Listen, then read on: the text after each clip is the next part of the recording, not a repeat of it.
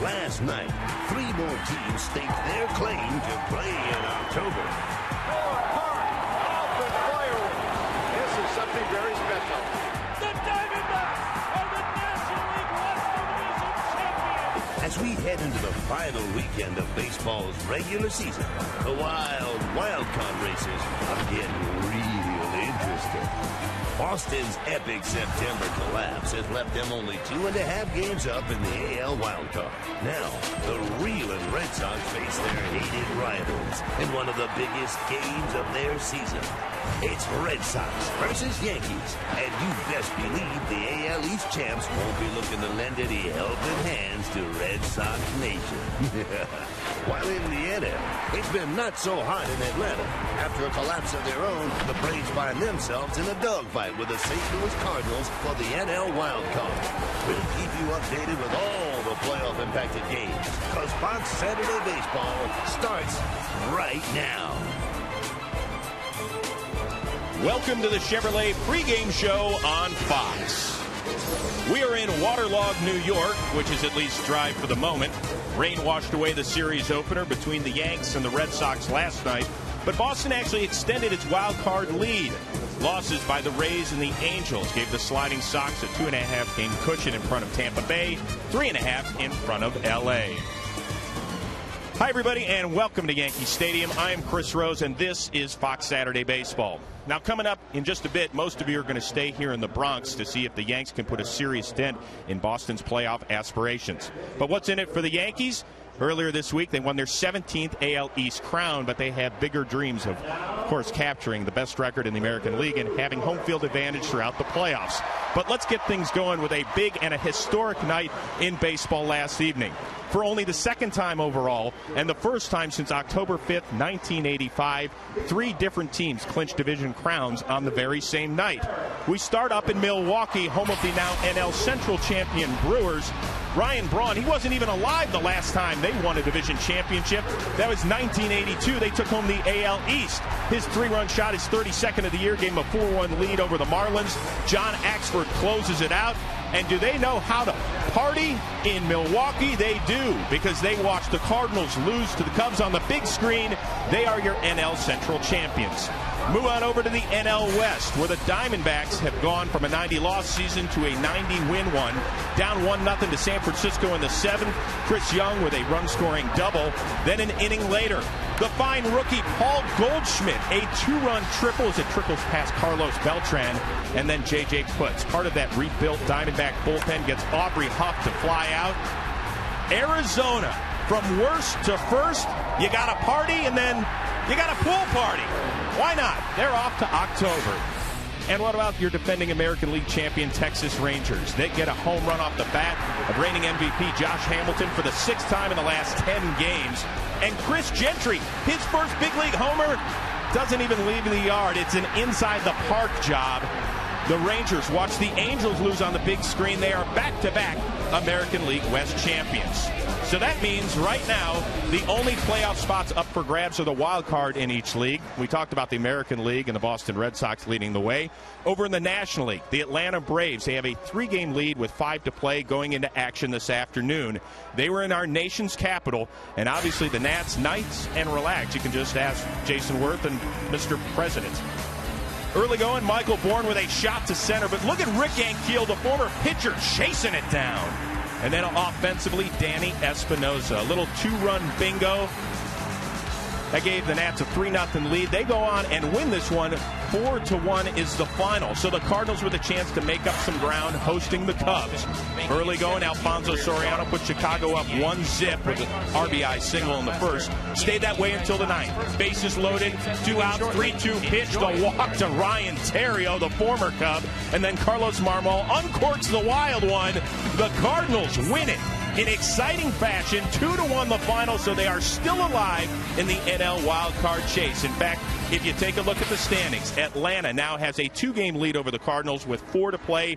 The defending World Series champion San Francisco Giants, they are still a part of the discussion. They are 4.5 games back. All right, coming up next, we're going to get you out to your game. Most of you will stay here in New York City to see if Boston can extend its wild card lead as it takes on the AL East champion Yankees. And the rest of you are headed to the Lone Star State to see the AL West winning Texas Rangers play Seattle. We'll get you out to the yard next on Fox.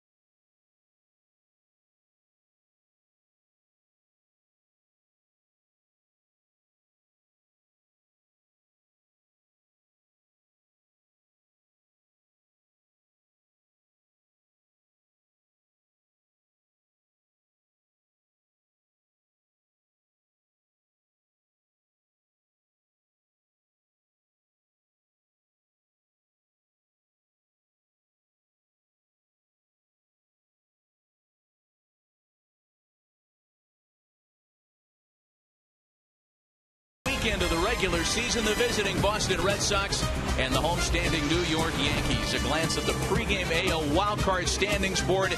Boston hanging on for dear life. 2.5 up on Tampa Bay. 3.5 better than the Angels.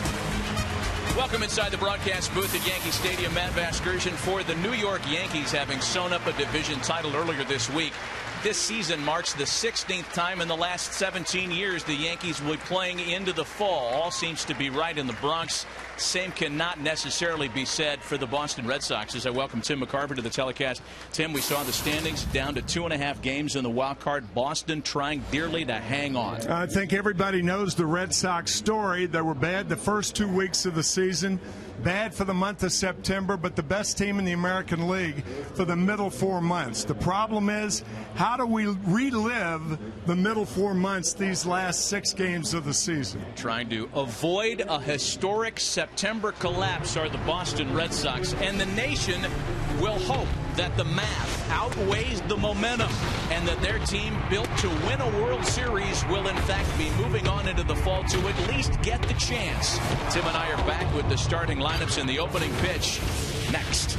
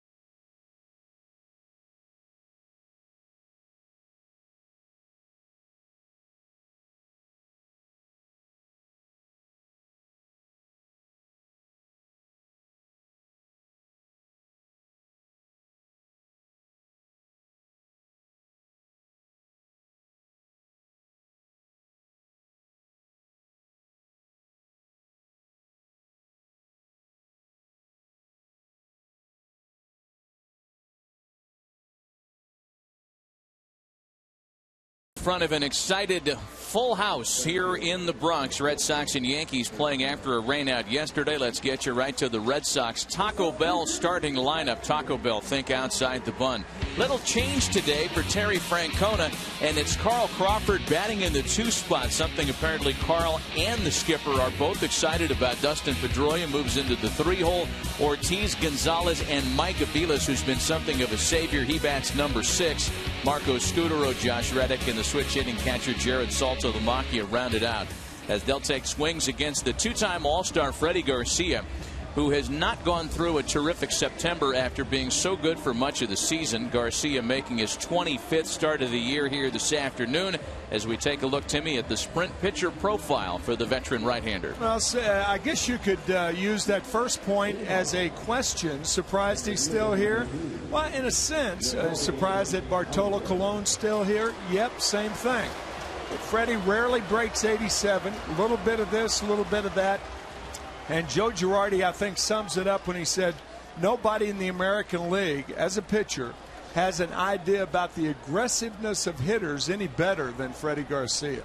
Opening pitch this afternoon brought to you by Budweiser. Great times are waiting. Grab some buds as we are ready for baseball in the Bronx. The Yankees are flying high. 34 games over 500, one shy of their season high for 2011. And the Red Sox, as has been well documented, limping through the season's final month in the midst of a 5-16 September. Jacoby Ellsbury leads it off for us this afternoon. Terry Francona has made the necessary tweaks in his mind to try to reinvigorate an offense. But really, Tim, when you talk about the reasons behind the Red Sox trouble here in September, they certainly have more to do with pitching than they do with their ability to score runs. Yeah, I think that's been the story of the Red Sox season. Missing 2 of your top starters since the middle of July. And for the most part, John Lester and Josh Beckett are the only 2 healthy pitchers for the Red Sox now. John Lester's on the mound for the Sox. 2 balls and 2 strikes, the count to Jacoby Ellsbury. They have tried their best, have the Red Sox, to put the anxious Red Sox nation at rest by saying, listen, we've got the 2.5 game lead with 6 left. Sure, September has not gone down the way we'd like it to. And if they get there, it'll be a rather unconvincing ride. Ellsbury on 2-2 dumps a fly ball out to shallow right that drops in front of Swisher and behind Cano. A leadoff base hit for Jacoby Ellsbury. Take a look at the Yankees defensively behind Freddie Garcia, 2-time Gold Glover Alex Rodriguez, 5-time recipient Derek Jeter on the left side of the infield. Mark Teixeira at first. You saw the outfield, Jones, Granderson, and Swisher, and it's Russell Martin receiving Freddie Garcia this afternoon. Well, a chance to put that newly wrangled lineup to work for the first time. Carl Crawford batting second for just the 7th time as a Red Sox this year. And it wasn't his overwhelming success in the 2-hole that led to Terry Francona's decision. He's just 5 for 23 this year batting in this chair. Regardless, Carl Crawford was excited about it after he was told about the switch yesterday, and it's something that Terry Francona feels good about regarding Ortiz, Gonzalez, and the rest of the guys in the middle of the lineup as well. Ball and no strikes, the count to Carl Crawford.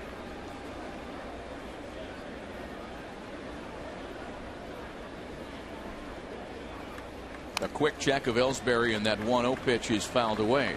In a sense, Carl Crawford is more suited to the number 2 hole than he is the number 6 hole. The lower in the order you get and you hit, the less you can use your speed. Only 23 attempted stolen base for Carl Crawford.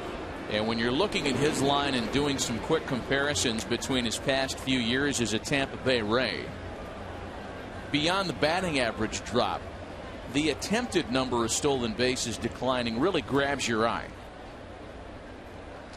Working with Ellsbury aboard here to start the ball game. Nobody out on the top of the first. As an example, he had 57 attempts last year and only 23 this year. Gives you an idea of the offensive output of Carl so far this year. You know, we were talking to Terry about it, and Terry said there's no better guy than Carl Crawford. And I said, is he almost too conscientious? And Terry said, yeah, he is. To the point where he would not be the kind of player that would charge into the manager's office and ask for a change. That's right. There goes Ellsbury. Yankees pitch out. Martin's throw takes a hop. Still not in time. Jacoby Ellsbury has his 38th bag of the year.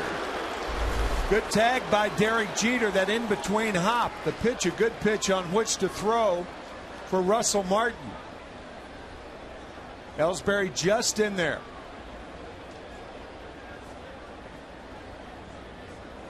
To continue about that thought, though, you know, when you get to the big leagues and you're a grown man, you're already wired. You're not going to get the wiring any differently. So if you're conscientious and a good guy,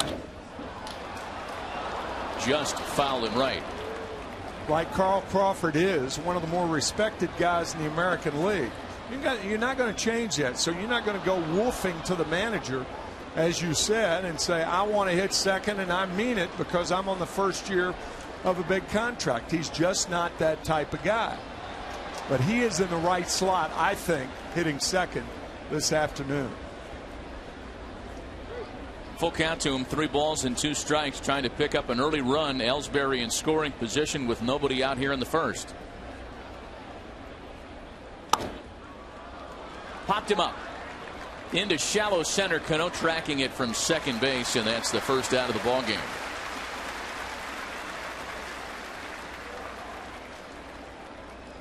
You know, one of the issues with Freddie Garcia is Dustin Pedroia stands in now with 1 away. And we talked briefly about how September has not gone down as planned for Freddie.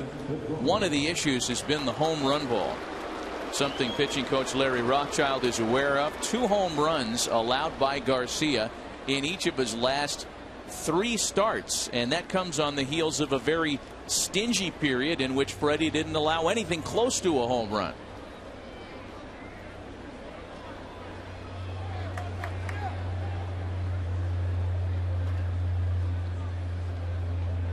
Here's Pedroia now with a runner at second and 1 gone. I think altogether, though, Tim, folks would agree, and the Yankees have been most pleased, that with the 2 names that you mentioned at the top of the telecast, guys like Freddie Garcia and Bartolo Colon, Joe Girardi's gotten a whole lot more than he could have ever planned on. 19 wins and almost 300 innings between a couple of veterans in their late 30s. Who a lot of people had counted out. 49 starts between the 2. That's on the ground for Alex Rodriguez, and Pedroia's retired. That last pitch and the 3-2 pitch to Carl Crawford, examples of what we were talking about.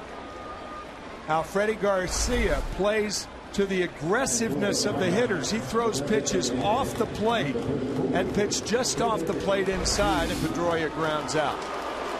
The thing about, if you're going to get Garcia at this point in his career, you've got to think like he does. If he pitches backwards, you have to think backwards. In other words, you have to look for breaking balls out of a strike zone. Breaking balls behind in the count. Up to David Ortiz now to try to pick up Ellsbury with 2 gone. The 7-time All-Star has had success against Freddie Garcia in the past, and a breaking ball misses the corner. Ortiz 11 for 36, a .306 lifetime hitter against the veteran right-hander with a couple of career home runs to boot.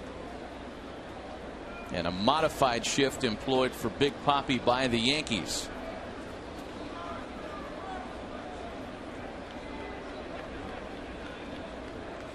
Another left-handed hitter next, Adrian Gonzalez, should Ortiz have first inning success. 2-0. Freddie Garcia, it's almost like the plate is about 20 inches wide instead of 17. He pitches to that 1.5 or 2 inches off the plate, inside and outside.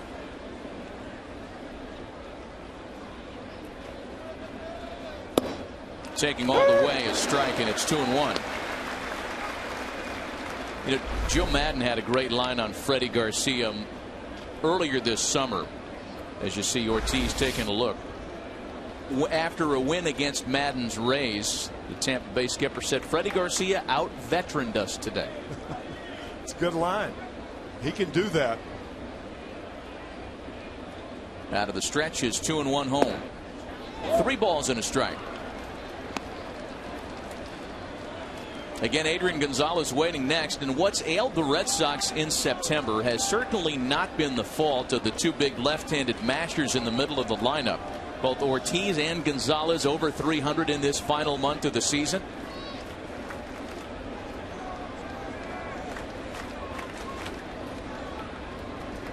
Here's Garcia's 3-1. Ortiz sends the ball out the other way to Jones, and the 10-time Gold Glover puts it away. Nothing comes of the leadoff single and stolen base. Half inning gone in the Bronx. Red Sox 0. Yankees coming to bat.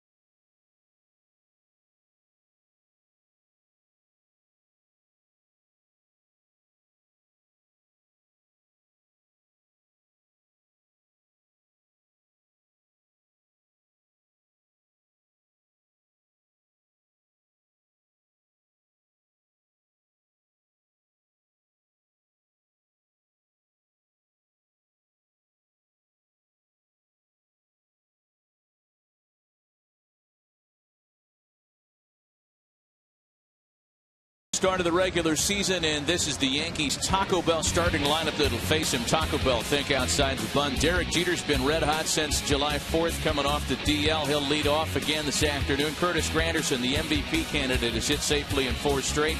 Mark Teixeira, Alex Rodriguez, and Robinson Cano bat 3 through 5. The switch hitting right fielder Nick Swisher in the 6th spot. Andrew Jones gets a start, as you've already seen in left. Jesus Montero in the midst of a terrific homestand, 4 for 9 against the Tampa Bay Rays. And Russell Martin round things out against John Lester. Lester looking for winner number 16 this afternoon. Last time around was Saturday against the Tampa Bay Rays, and he was hung with the loss, his 8th of the year.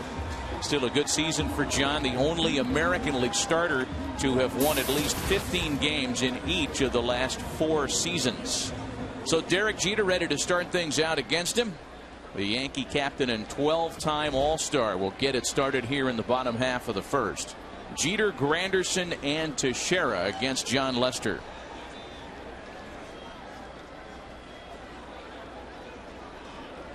John Lester's afternoon is underway in the Bronx, and the captain swings and sends a soft liner to Dustin Pedroia. I think Petey was fooled a little bit by that ball. Almost got up the ladder too quickly. He made this catch on his way down.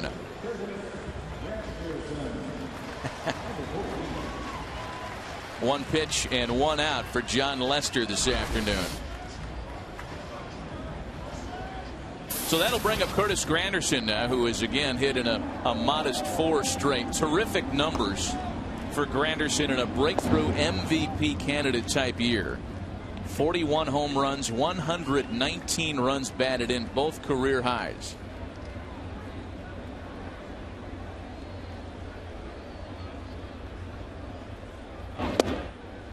And a fastball's in for a strike, and it's 1-1.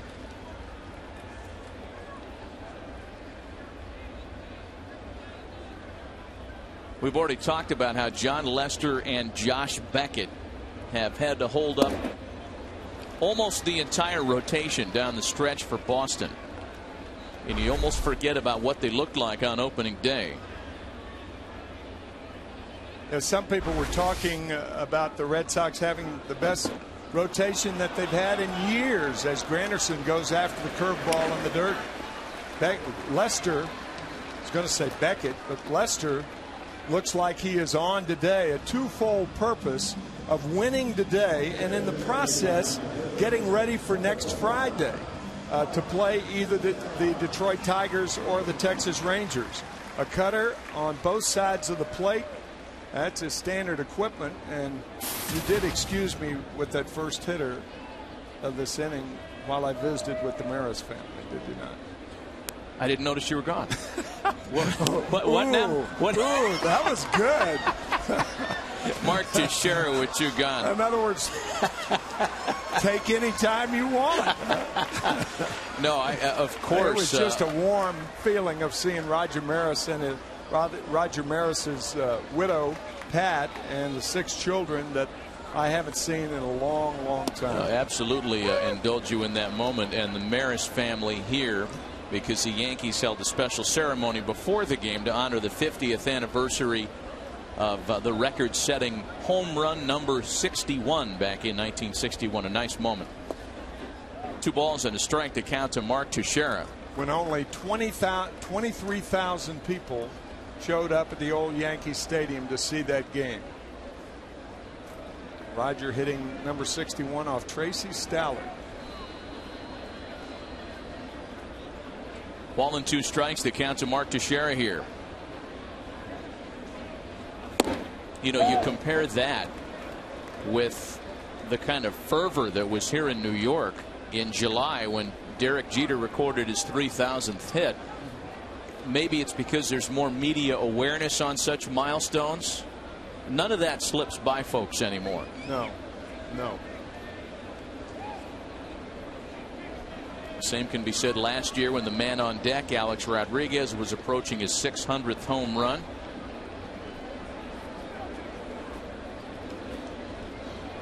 Two gone, bases empty for John Lester to begin his afternoon. Teixeira hits a ball hard to center field. Ellsbury drifting back on it to make a relative routine play on that ball.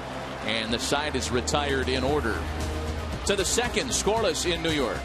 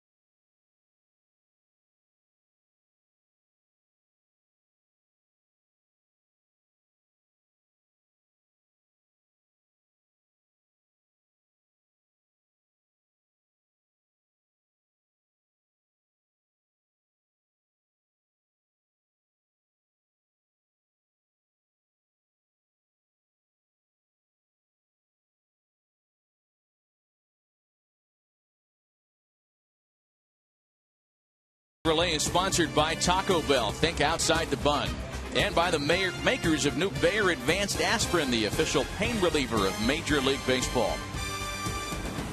Back with Tim McCarver, Matt Vasgersian here at Yankee Stadium in the Bronx, where Adrian Gonzalez opens the second. Gonzalez, Aviles, and Scudero for Boston. Scoreless after an inning of baseball this afternoon. Lots on the line for these Red Sox, clinging to a 2.5 game advantage in the American League wildcard race, trying to endure a brutal month of September. The 16 losses this month as Gonzalez obliges on the first pitch and sends a high fly ball out to right center, where Curtis Granderson retires him for the out. The 16 September losses, one shy of one of the worst Red Sox Septembers in recent memory. 11-17 went the '93 vintage down the stretch, and when you're losing down the stretch, certainly the postgame spread tastes different.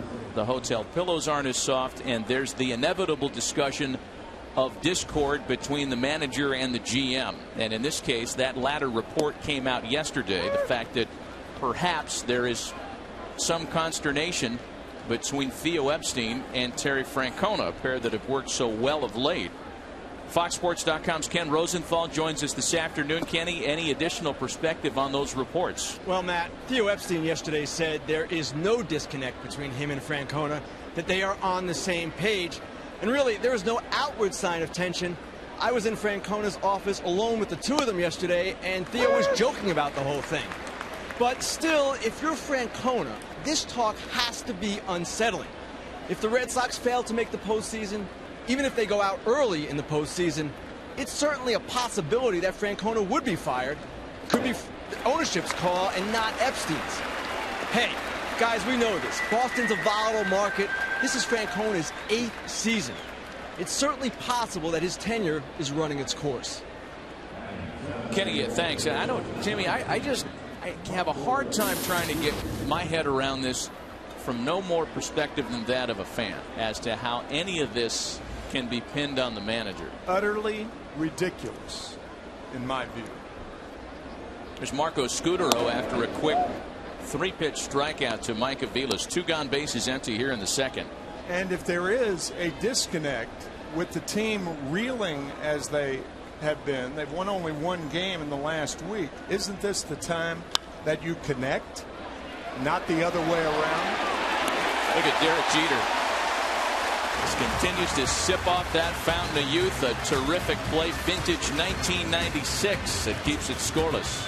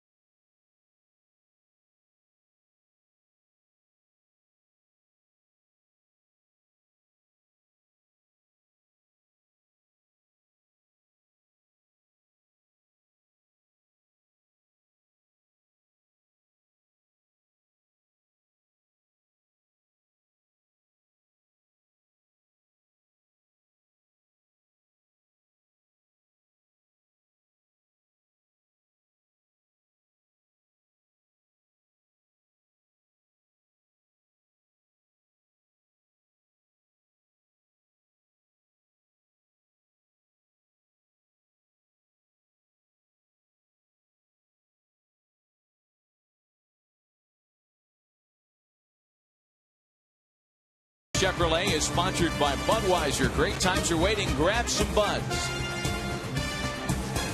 The Mother Nature cooperating this afternoon for the first time in recent memory. The rain out yesterday, something that they've become reluctantly used to here in these parts. It's been a brutal weather summer all across the Northeast.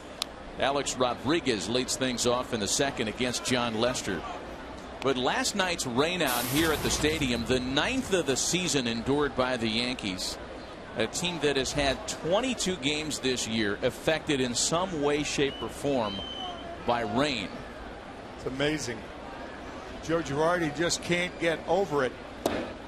Bad weather that this team has been forced to play under. And yet, here they are. They've already clinched the division. Joe saying to us before the ball game that he thinks his club has a chance to be the first in history to play a rain rescheduled split day-night doubleheader in the division series. He went on to say he's just 2 units shy of a full-fledged meteorology degree this year. 2 balls and a strike to Alex Rodriguez. A ground ball to the left side of the infield for Micah Vilas, and the New York native throws out Rodriguez, 1 away. Part of what's gone wrong for the Red Sox as we get past the rain for New York has been some really uncharacteristically poor defense.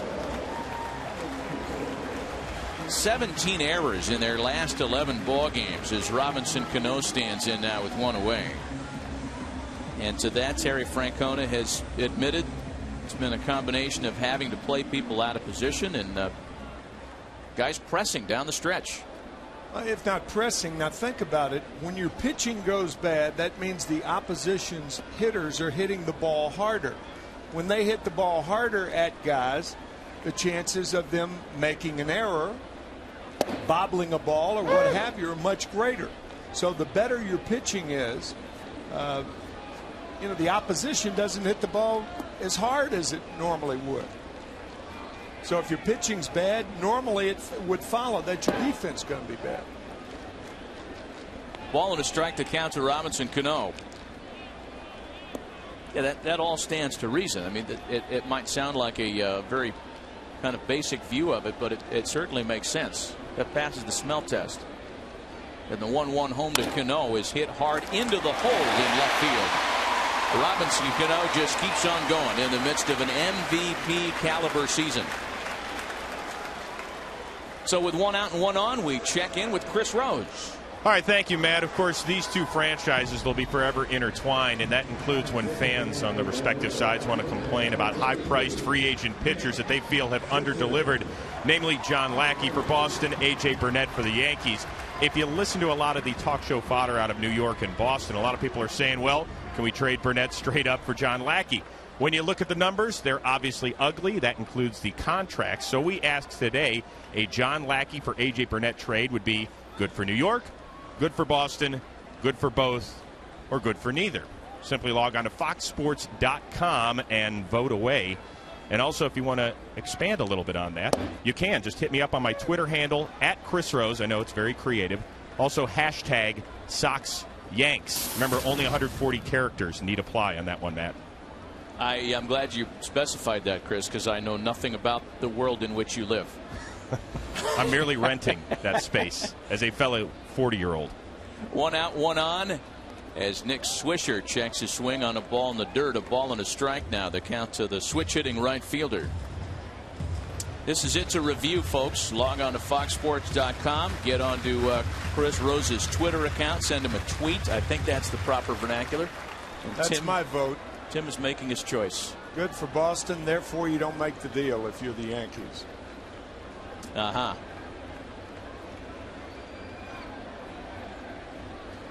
Lackey's earned run average is 6.5. A.J. Burnett, on the other hand, they're talking about A.J. as being the third starter against either Detroit or Texas when the Yankees play in the postseason. To me, that's a no-brainer. By the way, John Lackey's starting tomorrow, and A.J. Burnett's starting for the Yankees in the split doubleheader. Terry Francona had a real decision to make as to who would get the ball in that doubleheader tomorrow. Tim Wakefield in game 1, Lackey in the nightcap as Swisher has to dance out of the way. You know, you talk to both managers about how they're going to pitch down the stretch and into the postseason, given the chance for the Red Sox at least, and they're both going to be coy with you for very, very different reasons. Joe Girardi doesn't really want to talk about that because he hasn't set his postseason roster yet. Terry Francona doesn't really want to go there because He's not in the postseason quite yet.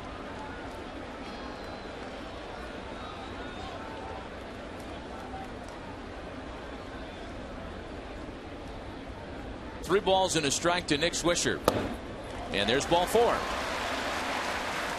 In his last start Saturday against the Rays, John Lester walked 4. And to those that have watched him throw in each of his 4 full years with the Red Sox, that in their minds, Tim, is among the big differences between John Lester 2011 and the John Lester of the last couple of years. Command of the fastball, a lot of walks in particular. 2 bad starts in a row against Tampa Bay. 2 starts in which he took the loss in both games. A game we did last Saturday. And the only reason he's pitching today is because of the rain out last night. At least 3 walks in 3 of his last 4 starts. And here's Andrew Jones now with runners at first and second and 1 gone. Final line last Saturday in the loss to the Rays. Went 7, endured some very long innings early.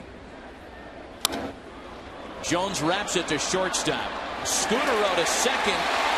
And either Pedroia came off the bag or Swisher just beat him to it. I think Swisher beat him to it. The play here is to third base. But Aviles isn't there.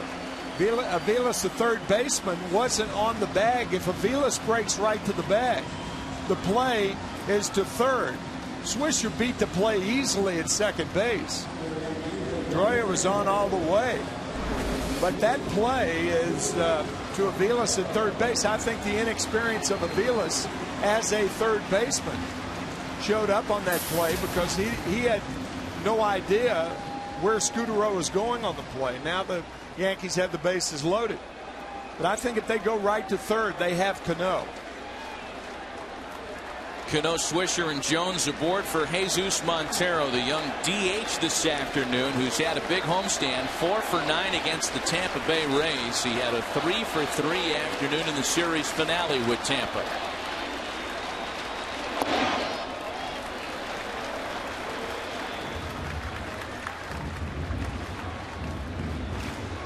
Jesus Montero made his major league debut on the 1st of September in a win at Boston. Started at DH that night and ended up scoring the go-ahead run in the 7th.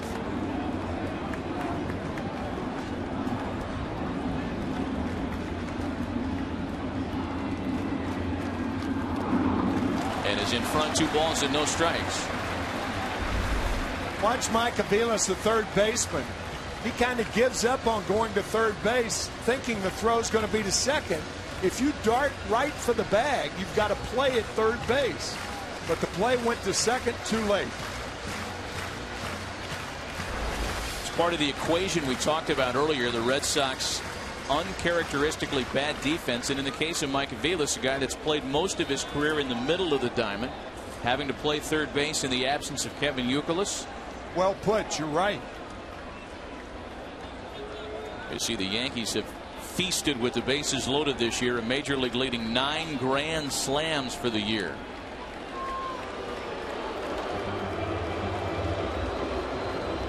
Well, it's a big moment early in the ballgame, Tim, and again, not to sound like a broken record here, but for the Red Sox, a team that's had trouble getting long starts out of its rotation down the stretch, the one thing you look for with Lester and Beckett is at the very least giving you a chance to win by going deeper into the afternoon. Broken record with a bad song for the Sox here in September. 3 balls and no strikes. Boston starters over this bad stretch in September, over the last 18 games, are averaging fewer than 5 innings per turn.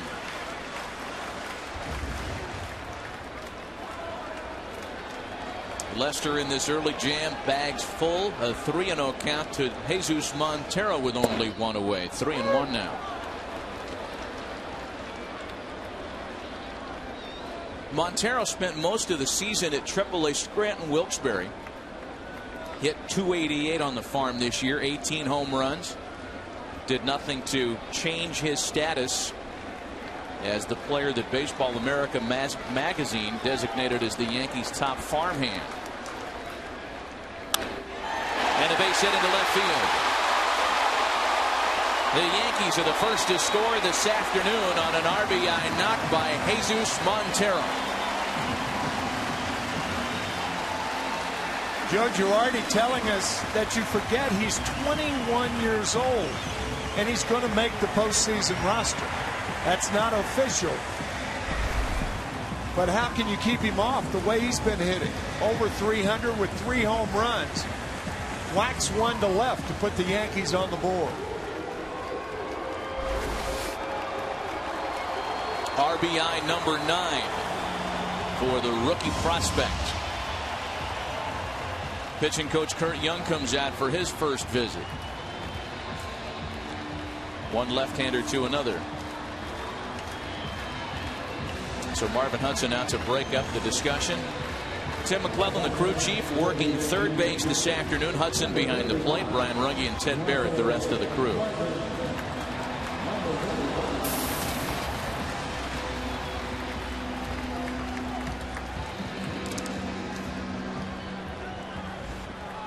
Russell Martin now with the bases loaded.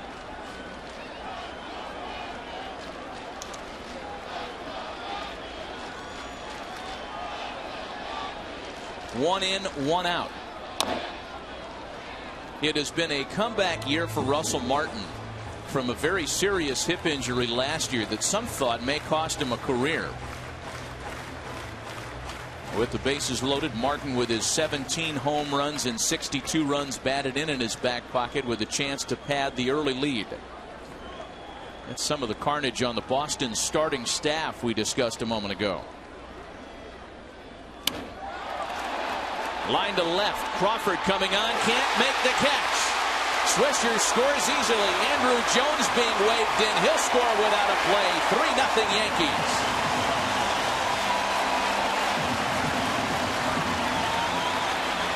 There have been 2 plays defensively that I don't think an error is going to be given on either one.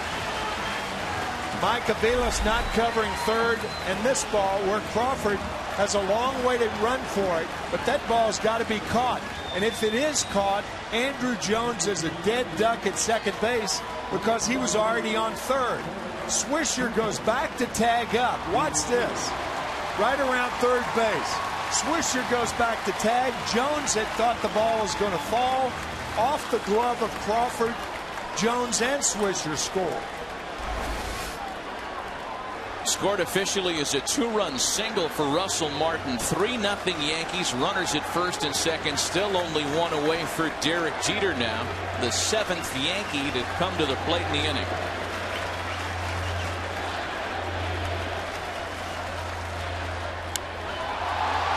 A drive into the opposite field. Well hit. Reddick is back, and that one is gone.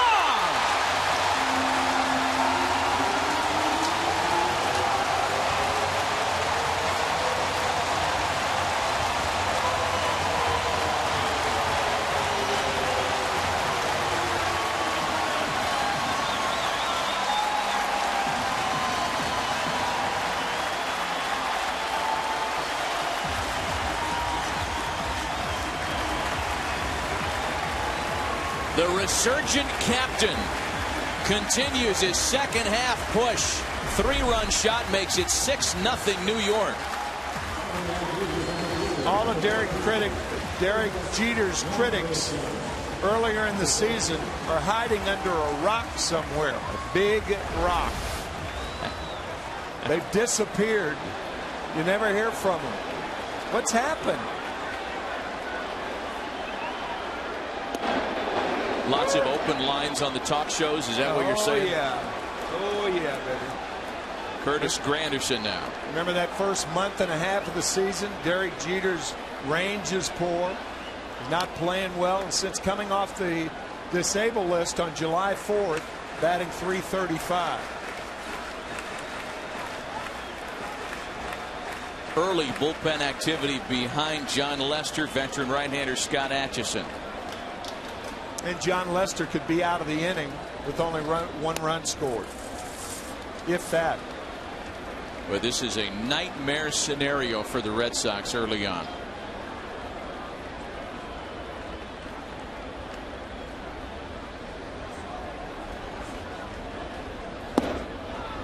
And a swing and a miss. Granderson down on strikes. So the second time in as many plate appearances in as many innings, by the way, that Granderson has struck out today.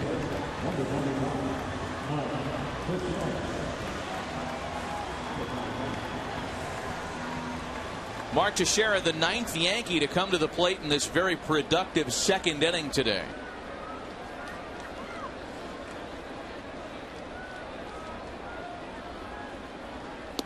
Yeah, if Derek Jeter had listened to his critics getting back to his terrific second half, he should have already had a nice retirement home on a golf course picked out in Florida.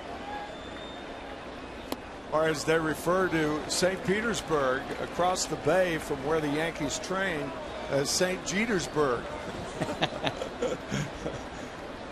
But again, since July 4th, coming off the DL, and more specifically since the middle of August, it has been the same Derek Jeter that you come to expect night in and night out at the ballpark.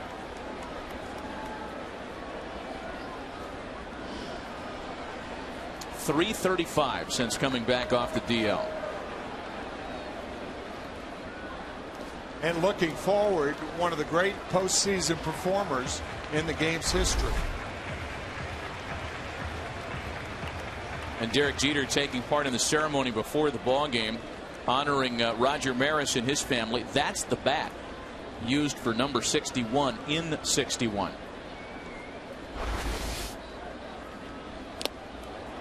A swing and a miss by Teixeira. All told, however, a 6-run inning for the Yankees in the second. Derek Jeter keys the attack with a 3-run home run. Will return to New York after a word from your local Fox station.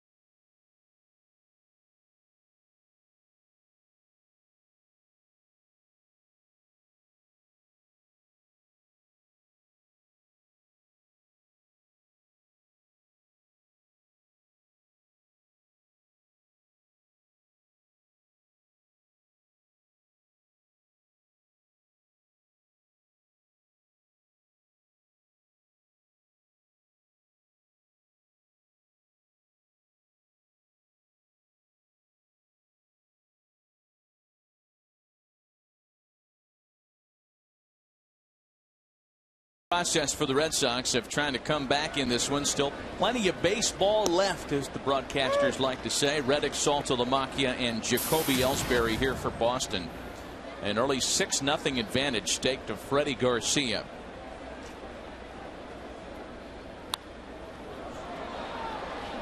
Oh, and 2 quickly to Josh Reddick.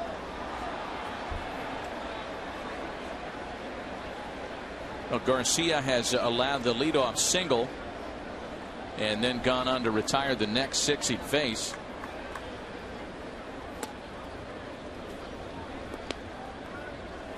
A nightmare second inning endured by John Lester. One made worse, one compounded by a pair of defensive miscues, as Tim pointed out, neither of which scored as errors, but both of them loomed large.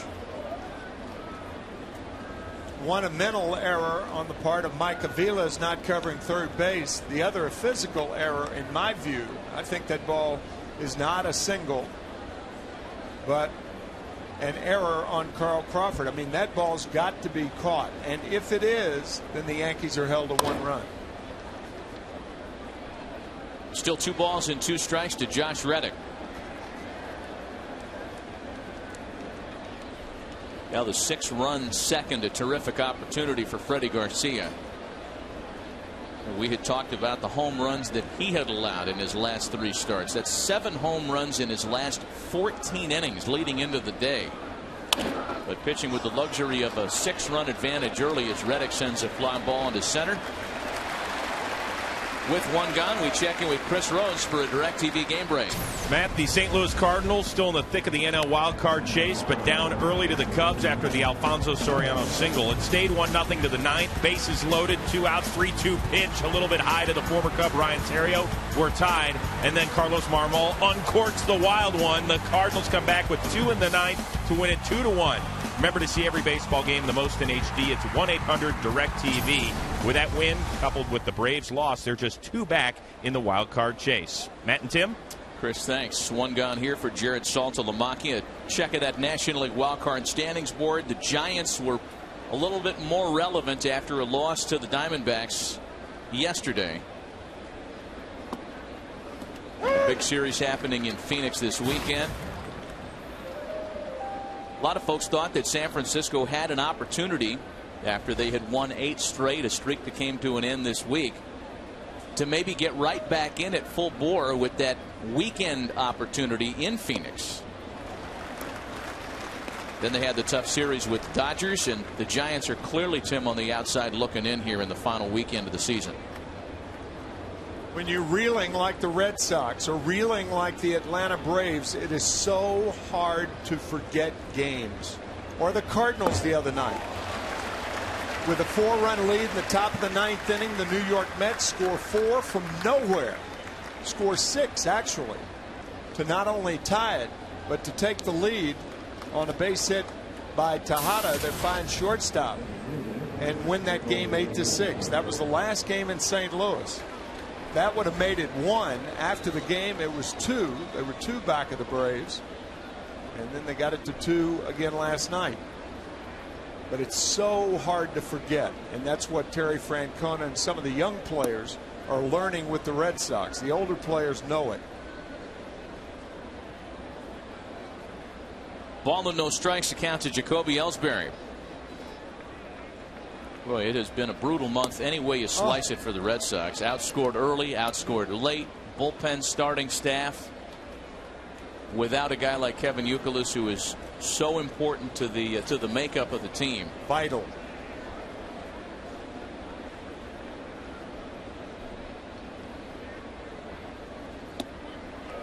Three balls and no strikes to Jacoby Ellsbury.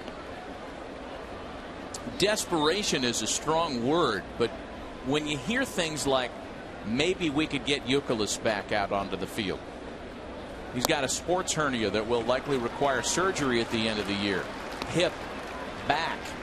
When you hear things about Clay Buchholz maybe being able to help the team in the last week of the season, he's been out with a stress fracture in his lower back. Right. Then maybe desperation isn't the wrong choice of words in that case. I don't think it is. Here's Carl Crawford now after the walk to Jacoby Ellsbury. A team that lost 8-6 in their last home game, and they were booed leaving the field at Fenway Park. It's kind of tough for a team that was the best team in the American League for 4.5 months of the season. Not just a week or two. Yeah, what's the old phrase? It's not how you start, but how you finish. And in the case of the Red Sox, they certainly didn't get off to a great start, 2-10. Right. Horrible first 2 weeks and a horrible September. but great in between.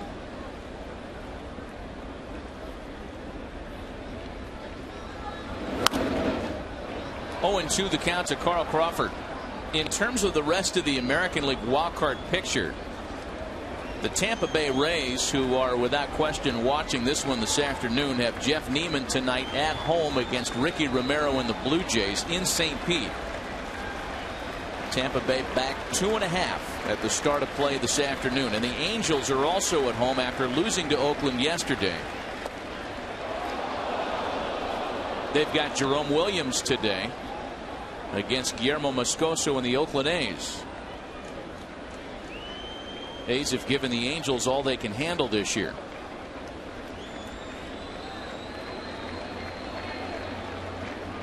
A ball and 2 strikes to Carl Crawford. After this weekend, the Oakland Athletics may be the most popular baseball team in the country. With the advent of Moneyball, which opened nationally yesterday, about Billy Beane and the fine novel by Michael Lewis. Wrapped softly to first. Teixeira does it himself. Nothing in the Boston third.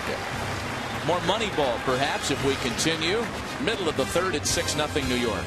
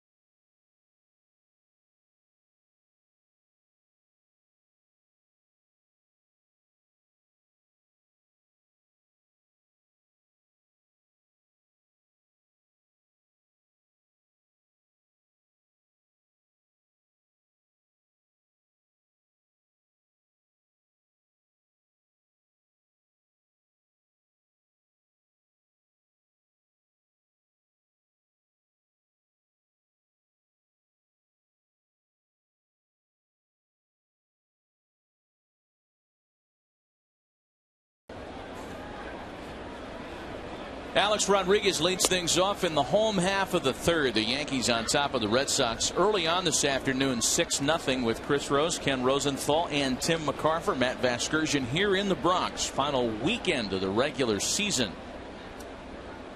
6 runs on 5 hits so far against John Lester as Alex Rodriguez rolls a ground ball out to Mike Aviles.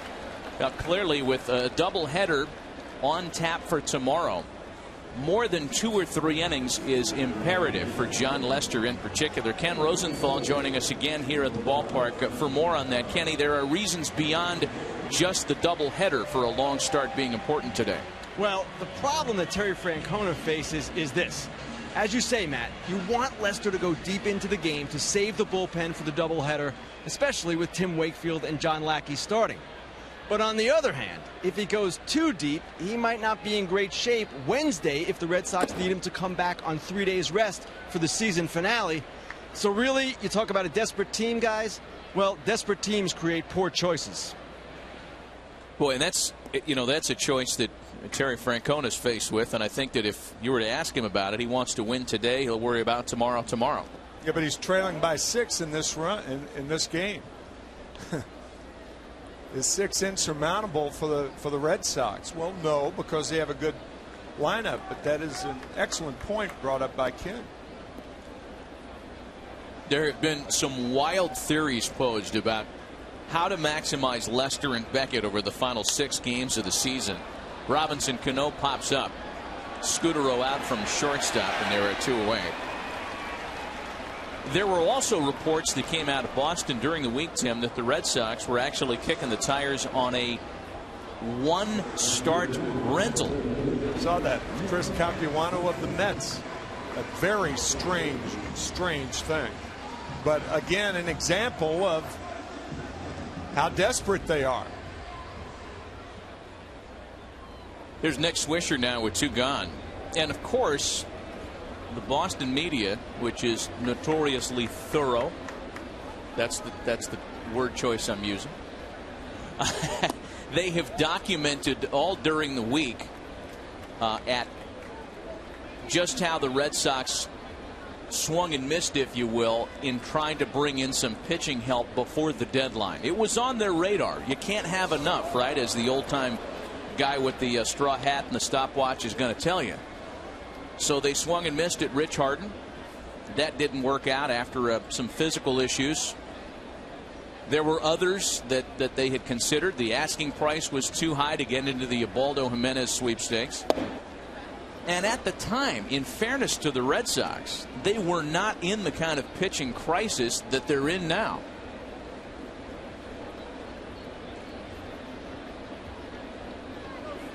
Two balls and a strike to count to Nick Swisher. There were many more games out in front than they are now, too. So their position was not as critical as it is in September. You don't want to play yourself into that situation, but they have. I don't know that the biggest pessimist in New England could have seen this coming. No. Swisher with a nice piece of hitting. Lines it into the opposite field. Every time I say that, I feel guilty. I can't stand that. That's the worst baseball cliche in the world. You should have fined me on that. That's a fine. I'm going to hand you $1 for using that. Great piece of hitting. It happened to be just that, so I went there. Here's Andrew Jones now with a 2-out base runner aboard. Well, that kind of sums up the Moneyball theory. Nick Swisher, as a matter of fact, was in that Moneyball draft in 2002. He was a Moneyballer. I think you take Lester out of the game. That's what I think. I think you hope your bullpen can hold it so the Red Sox can play catch up, but you save Lester in, again, a desperate situation and start him on Wednesday night against the Baltimore Orioles in Baltimore. A ball and a strike to count to Andrew Jones. I mean, 6 runs is a lot to spot the Yankees, and not to think they can hold that up in this ballpark. Even if you're not dealing with their frontline bullpen guys. Right. I think many would agree with you. 2 balls and a strike to count to Andrew Jones as he was able to check his swing there. The early deficits have been a familiar story for John Lester against the Red Sox this year. Against the Yankees, that is.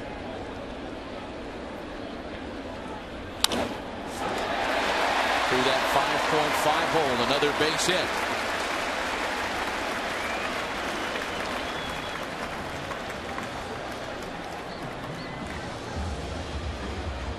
I mean, you had Atchison warming up the last inning. So you've already admitted, I think, Terry Francona and Kurt Young, that John Lester does not have his good stuff today. If that's the case, hope he does Wednesday. Put him in reserve, get him out of there, and let the bullpen try to hold him close. And that way you're not giving up on the game by taking Lester out. You're just preserving him for a situation like Wednesday night in Detroit. or in Baltimore. Jesus Montero now, he singled in a run back in the 6-run second. Swinging a ball well struck out to left center field. Ellsbury on the move, and he plays that one off the base of the wall. Swisher scores. Andrew Jones scores. 8-0 New York.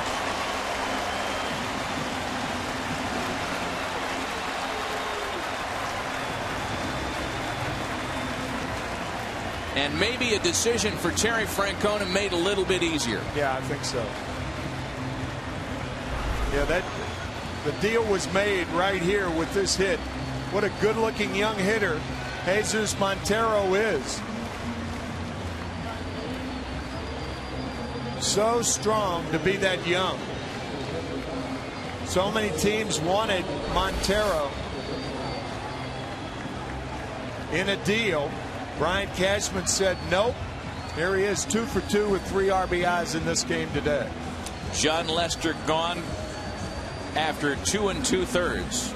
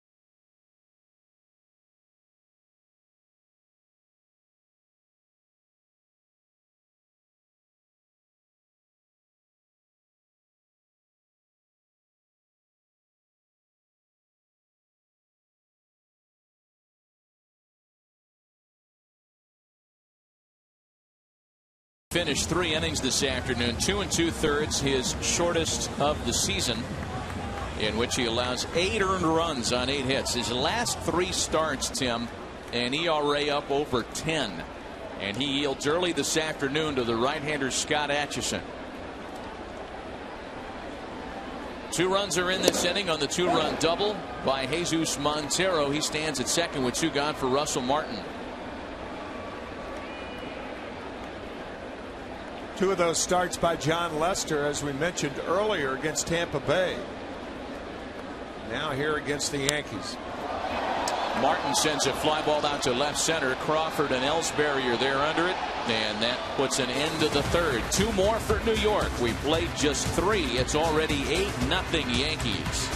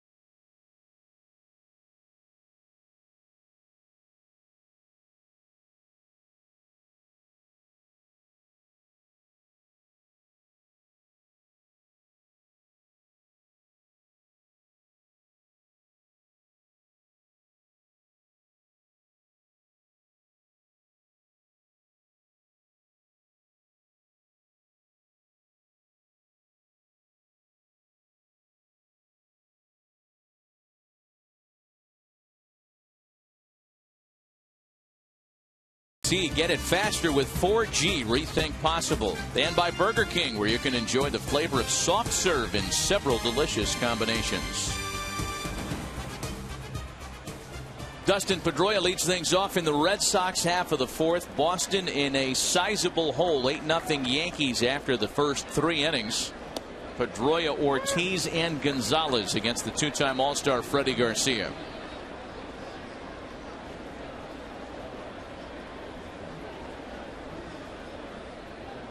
Well, Dustin Pedroia's hit safely in 13 of the 14 he's played against New York this year, but it's going to require more than a one-man band this afternoon to come back from such a large deficit.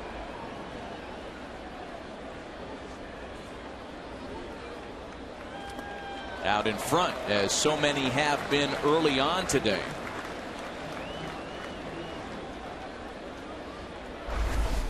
It's important to wait as a hitter under normal circumstances, but particularly against a guy who feeds off that stuff. Again, he feeds off the aggressiveness of the hitters.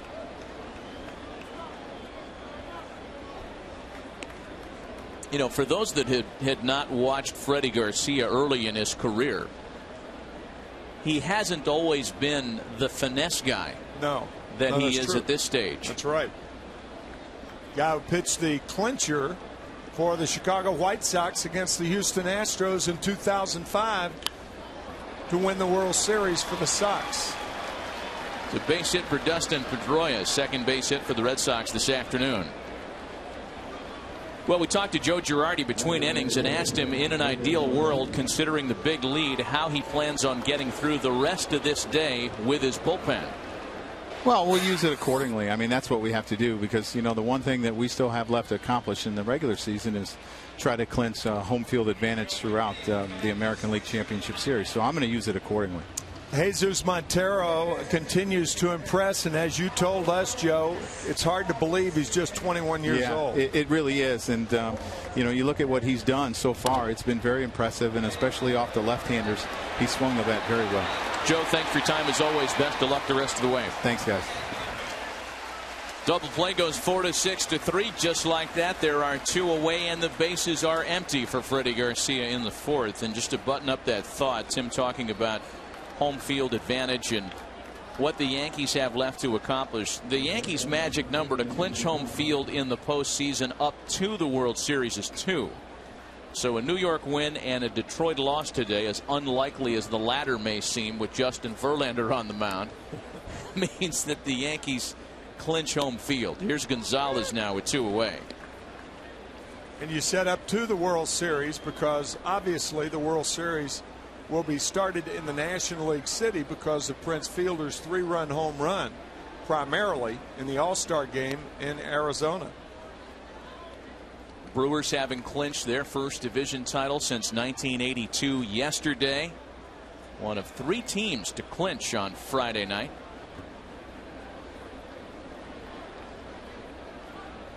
Postseason picture starting to shape up. But Joe Girardi thinking about home field advantage, and as we kind of hinted at during that interview, thinking about how to use his bullpen today, given the doubleheader tomorrow, given the chore of trying to keep people sharp.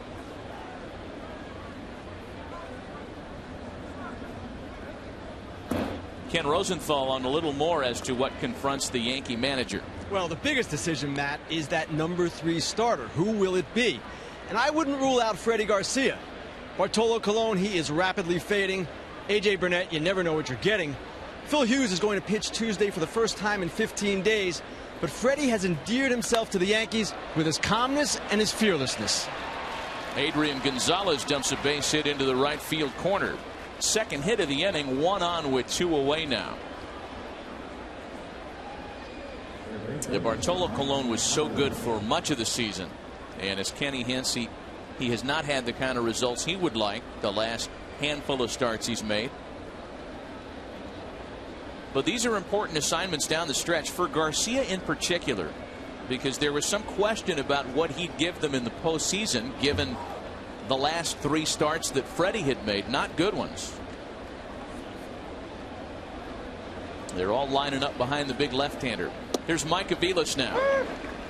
How many teams that will be close to 100 wins during the season have a problem with the third starter going into the postseason? Not many.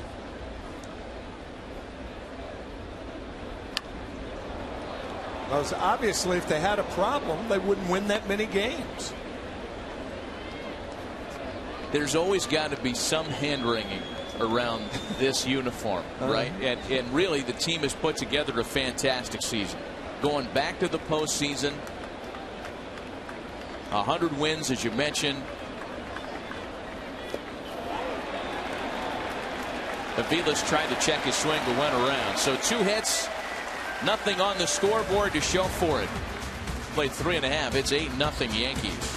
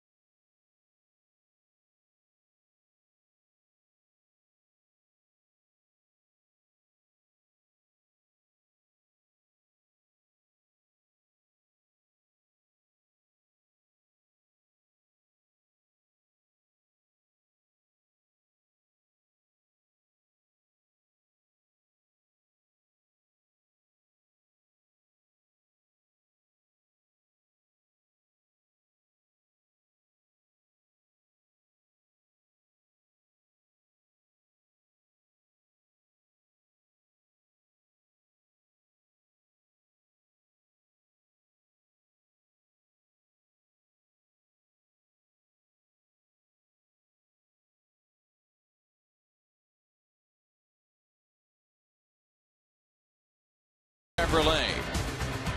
Back alongside Tim McCarver, Chris Rose, Ken Rosenthal, Matt Vasgersian in the Bronx. It has been all Yankees so far this afternoon.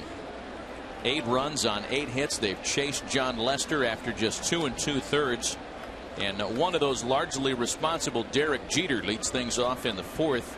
A 3-run home run in the 2nd. Runners aboard with 1 gone, and the captain gets number 6.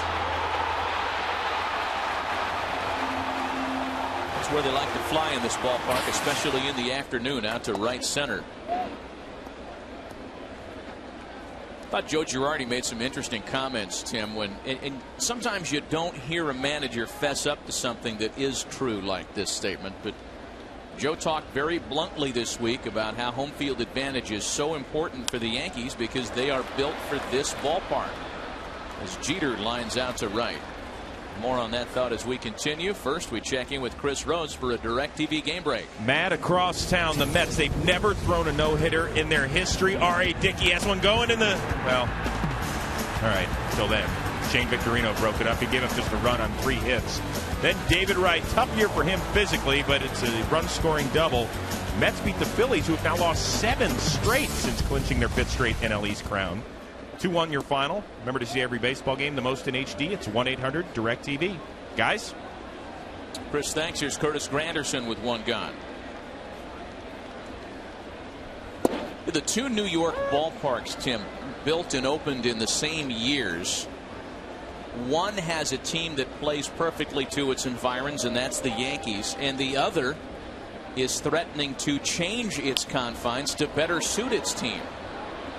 Granderson dumps a fly ball into shallow left. The Mets said during the week that they have looked at 3 years worth of data and concluded that it might be in the team's best interest to lower the fences and perhaps even move them in incrementally. That gives you an idea of how messed up the Mets are. It took them 3 years to figure out what somebody who's been around the game for a while could figure out in 2 weeks.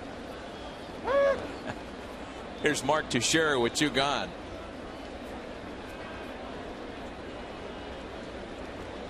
I mean, all you had to do was look at that ballpark and you'd know that that park was not a major league park. It's just too difficult to hit home runs in.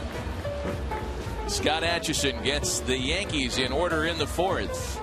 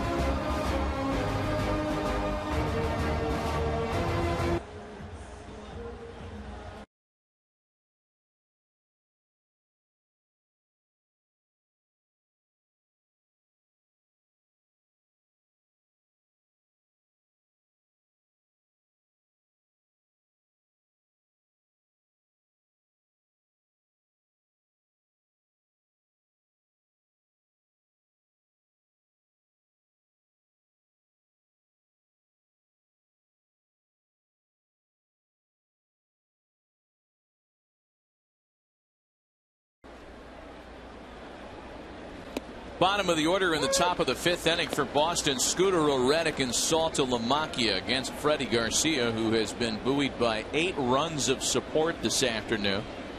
Freddie on his end has allowed just 3 singles. He struck out 3 batters and is cruising right along in the middle innings. A ball and a strike to Marco Scutaro, who along with David Ortiz and Adrian Gonzalez has had a strong September. Despite the poor collective results for the team, Marco doing what he can here down the stretch drive. And a base hit to lead things off in the 5th.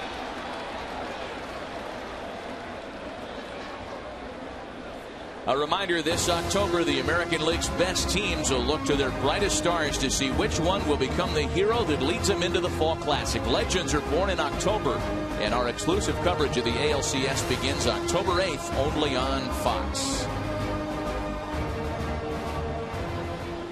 Leadoff hitter report now for Josh Reddick. Justin Verlander, one of the names that you saw there, of course, in the midst of a drop-dead Cy Young Award winning season for the Detroit Tigers. And Verlander's on the mound tonight to make what will be his 34th and final regular season start, Tim. Looking for his 25th victory of the year.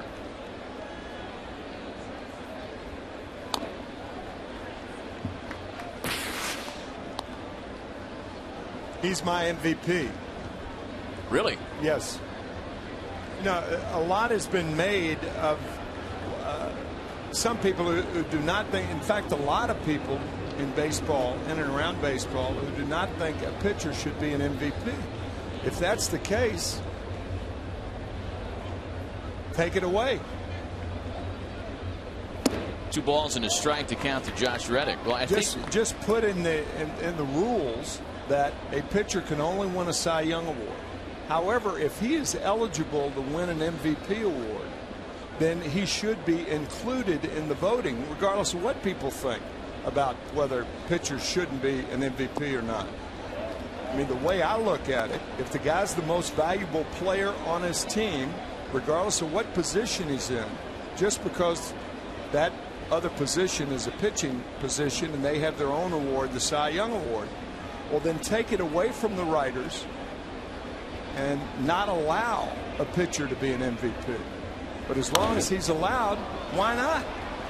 It's a high fly ball to the corner for Nick Swisher.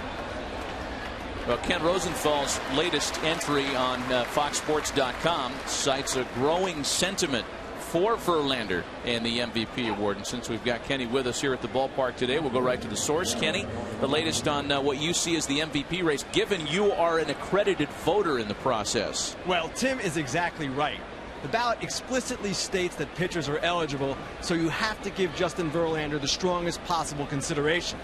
The problem I'm having with Verlander is that I'm not sure, as good as his season is, it's enough of a separator from some worthy position players like Ellsbury, like Granderson, like Miguel Cabrera, like Jose Bautista.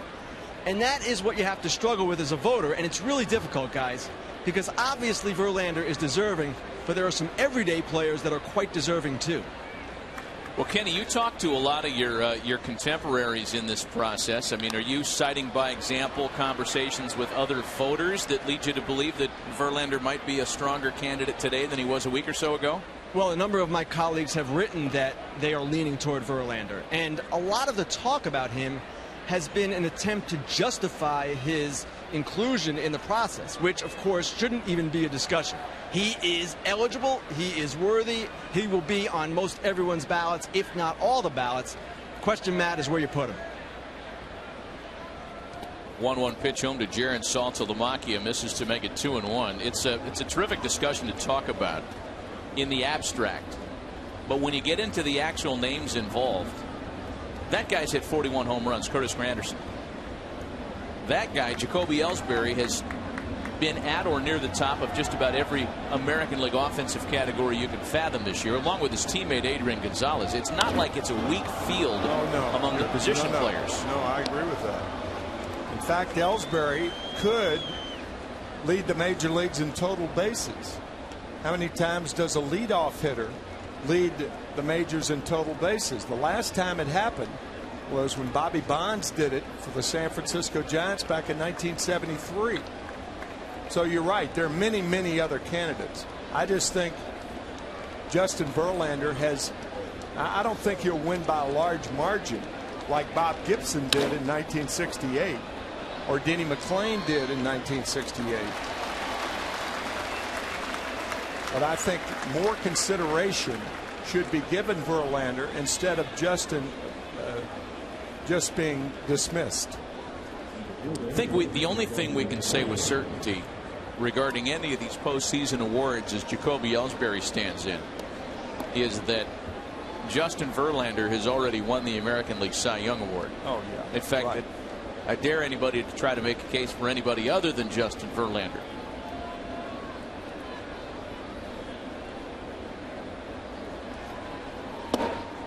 Ellsbury takes a fastball for a strike. Jacoby has singled, stolen a base, and walked this afternoon. All 4 of the hits allowed by Freddie Garcia have been just that, just singles.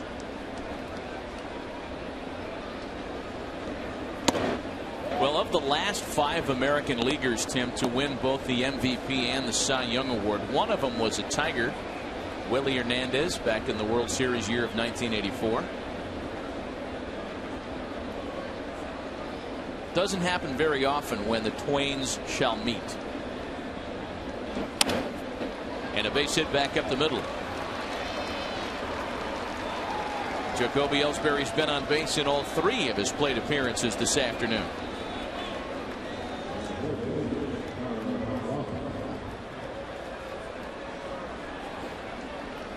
So now Carl Crawford, and if you think the 0 for 2 at the plate makes for a tough day, it's been even tougher when you factor in what's happened in the outfield this afternoon.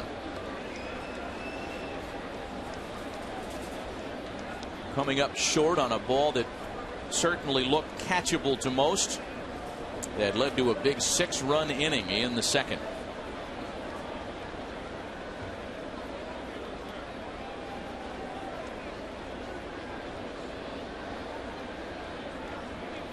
So runners at first and second. First time the Red Sox have put a multiple base runner threat aboard against Garcia today.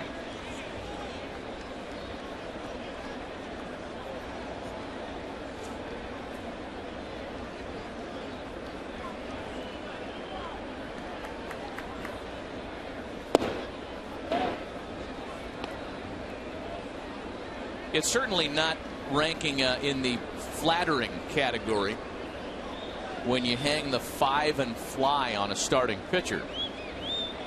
However, in the case of Freddie Garcia, I don't think anybody means it as a rip, when in fact you're dealing with a guy who's in the later stages of his career. And if you can get 5-6 quality innings, given the big lead and given trying to line up your ducks for the postseason, nobody's going to complain this afternoon.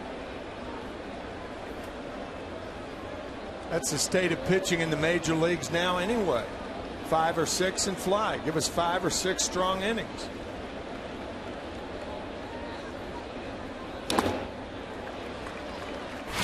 Well, we'll take you back to the second with Carl Crawford, and this was the misplay on the Russell Martin drive. There's a logjam at third that may or may not have played into it. 2 runs scored, and then the Jeter home run. And it's been all uphill for the Red Sox since. Yeah, I know what you're saying, and I think that's a worthy point. When you're trying to make a play like that, and you see 2 guys at third base peripherally, you think you have to hurry the play, and that perhaps is what happened to Carl on that play. Little bouncer out to Cano to make for another scoreless frame behind Freddie Garcia. Middle of the afternoon. All Yankees on top 8-zip.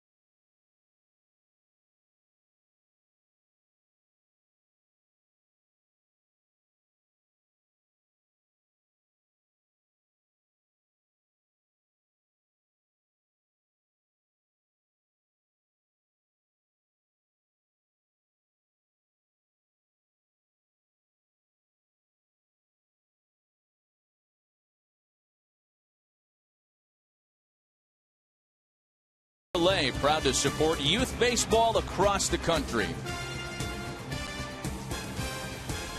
To the bottom half of the 5th, And Alex Rodriguez leading things off for the Yankees. Rodriguez, Cano, and Swisher for New York. Packed house here on a gloomy afternoon here in early fall in the Bronx. And I think fans here are just pleased that this one was started without any trouble from Mother Nature. As gloomy as it may seem out there, at least it wasn't raining as it did yesterday, to the point that last night's game was canceled. Rain is expected tomorrow. These two teams will play a split doubleheader tomorrow afternoon to wrap up their regular season acquaintanceship for 2011. And an interesting subject before the game, Terry Francona giving kudos to the general manager of the Yankees, Brian Cashman, for the way he handled everything last night. Said they met in the umpires room, and we'll tell you that story about what happened in their decision to cancel last night's game. And Brian Cashman said quite candidly, look, we want to win, but we realize that you're in a much more vulnerable situation than we are, without saying you have to win. And we want to get it right, particularly a game like this, particularly with the situation you're in. And Terry Francona said that was a very, very classy thing for Brian Cashman to do, and I've got to agree with it. Classy thing from a first-class guy. One gone now for Robinson Cano. Who talking about a guy under the gun this year, not only during the offseason between last year and this year, but the trading deadline in July, in late July. And Brian Cashman held on to what he has. And he should really be given credit, because what he has, Colon, Freddie Garcia, we've talked about, Russell Martin, one of the great deals that's kind of flown under the radar. For only $4 million, cheap by today's standards. Andrew Jones has been lights out since the All-Star break. And Eric Chavez, who did a fine job when Alex Rodriguez was out for so long. None of those moves made headlines. Each has been very important to the collective success here in the Bronx this year. Here's Nick Swisher now with two gone. Jabba Chamberlain hoping to be ready for opening day 2012. Well, there are some nicks and some bruises on this Yankee team that they'd like to fix before the postseason. Of course, Jabba's gone for the remainder of 2011. But Francisco Cervelli, who suffered a concussion, was just cleared to begin exercise this weekend. He's not yet begun baseball activities. Alex Rodriguez has been nursing the sore left thumb.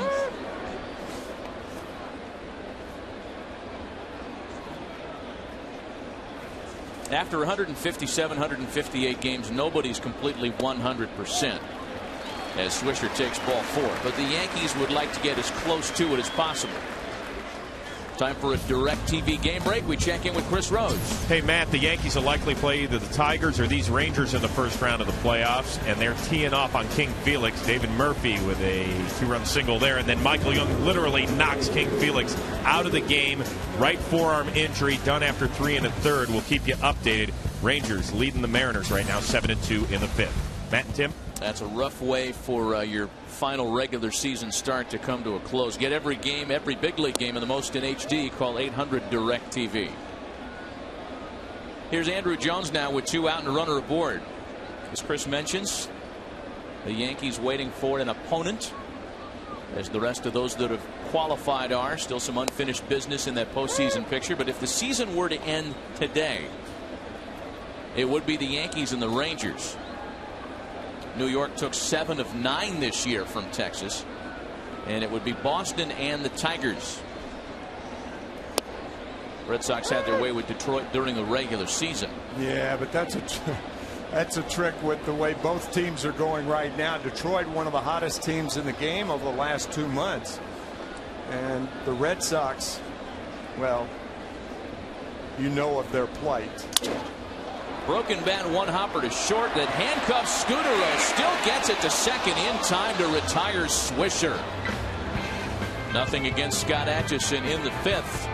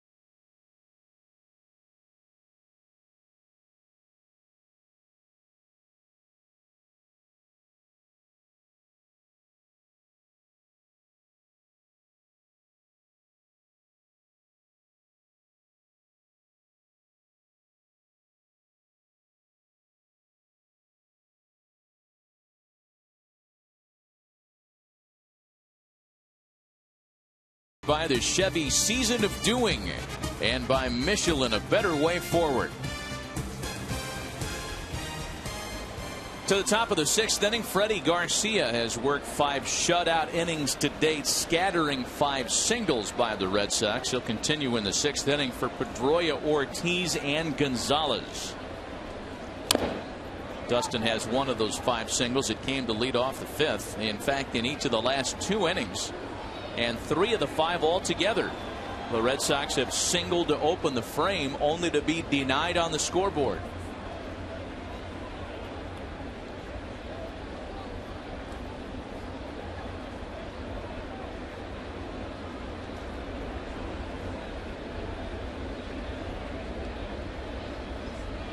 The 0-1 from Freddie Garcia, fouled back, and quickly Pedroia is in a 0-2 hole.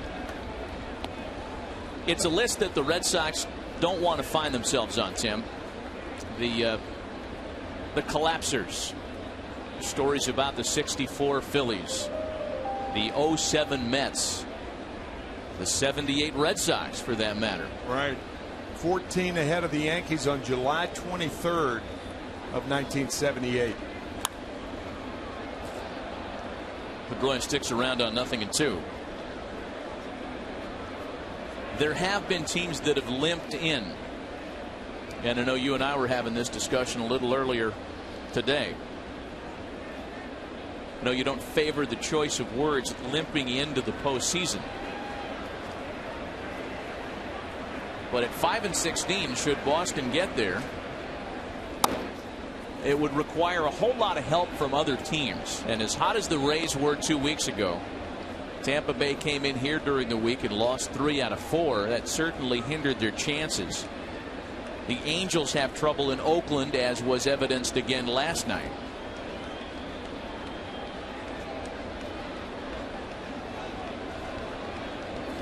Next 0-2 home to Pedroia, misses high.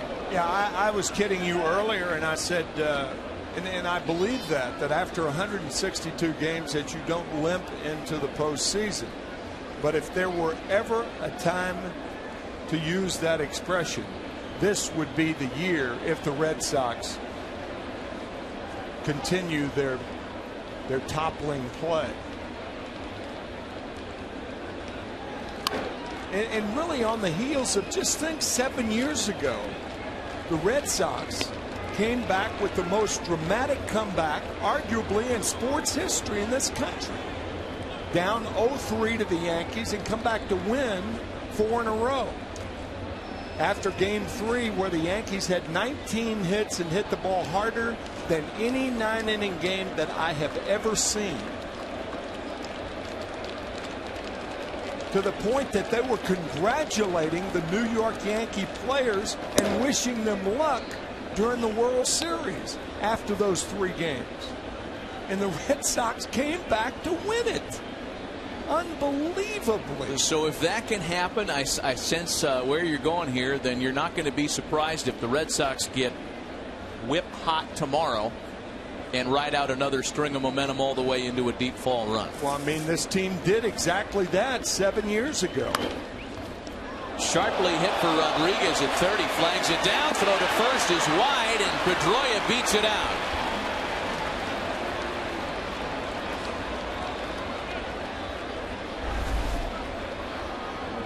Tough play for A-Rod.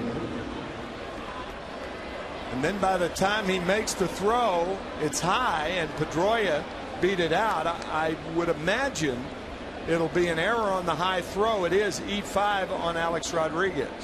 Kind of getting under that throw. It was high, and Pedroia is on first base. So the leadoff hitter reaches safely again. And now Big Papi David Ortiz with the runner aboard. But again, on that point, Matt, here is a team with a 7-year bookend with the most dramatic comeback, certainly in baseball history, winning 4 in a row against the Yankees, then beating the Cardinals 4 in a row in the World Series, and then having one of the biggest collapses in the history of the game. Fly ball out to right center field. Granderson is there at the track to make the catch on it. There's one away. Talking about baseball life in the extreme. From the pinnacle to the pit in a 7-year span. Here's Adrian Gonzalez now.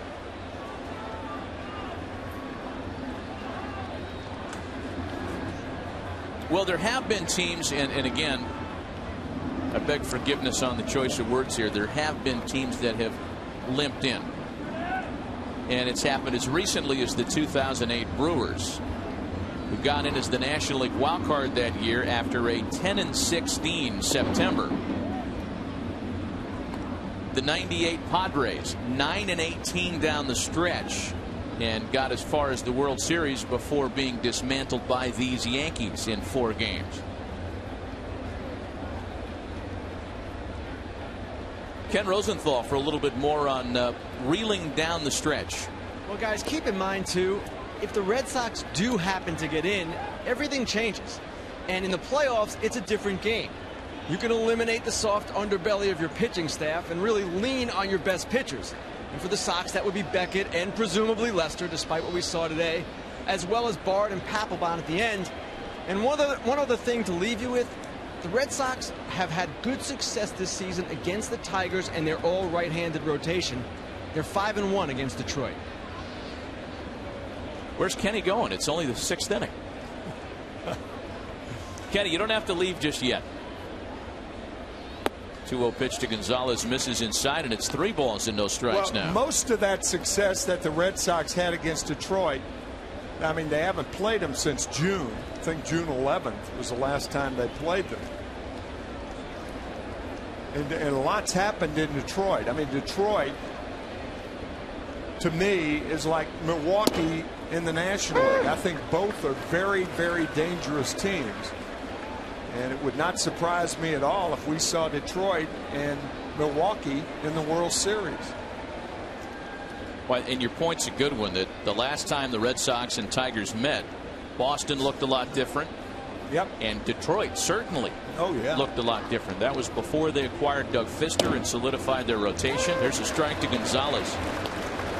And it's 3 balls and 2 strikes now. Adrian Gonzalez trying to add his name to a short list of players that have come over from the National League and won a batting title in his first season in the junior circuit. Only 5 have done it previously. 3-2 pitch is popped up and slicing in left. Rodriguez is back to make the catch. Again, it's a list that the Red Sox of 2011 don't want to add their names to. Those most notable collapses over the years. 2007, the fatal start made in game 162 by Tom Glavine. The 95 Mariners came back to catch the Angels after being behind by 13 games in August. The 64 Cardinals caught the Phillies. And in 1951, the Giants trailed the Dodgers by 6 with 15 to play and ended up winning the National League pennant. 2 gone with the runner still at first for Mike Aviles.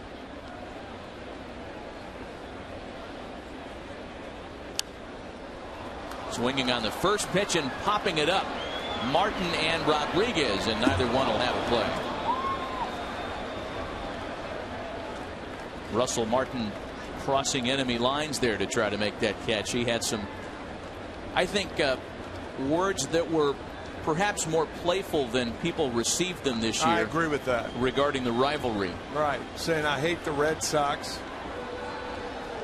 Even though he was asked the follow-up question, do you hate the Tampa Bay Rays? He said, no, I don't hate them. And that kind of made added insult to injury. Aviles has to scoot out of the way. 1-1 the count. We mentioned Aviles being a native New Yorker earlier today. Surrounded by family members who split their allegiance between the Mets and Yankees and their partisan rooting interests. Aviles actually had his big league coming out moment at the old Yankee Stadium. It's going to be a tough play for Rodriguez. He gets the glove on it, but decides to eat the throw, and Aviles is aboard with 2 gone. Runners at first and second now.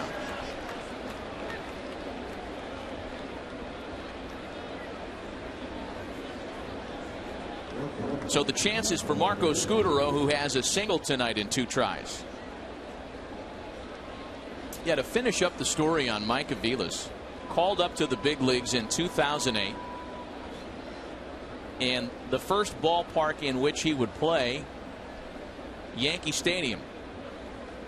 Went 5 for 14 in that opening series. And had his big souvenir moment here at the stadium in a Royals uniform. First big league hit. Saw Corey Wade up in the bullpen for the Yankees. Runners at first and second now for Marco Scutaro.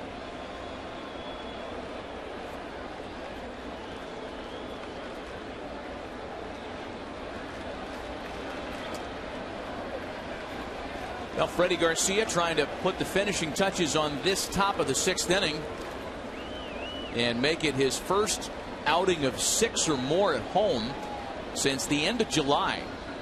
He's had plenty of support. 8 runs on 8 hits for the Yankees. 6 of them coming in the second, and 3 included on a 3-run home run by Derek Jeter. John Lester chased after 2 2/3, his shortest of the year. And after a rain out at the stadium yesterday, the Yankees just trying to finish up business here tonight. Again, for New York, their magic number for home field advantage in the playoffs is 2.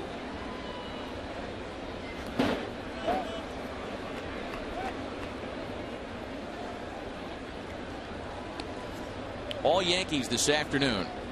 Derek Jeter's home run coming earlier today, just his 6th of the year, but it comes as a part of a terrific post All-Star break resurgence.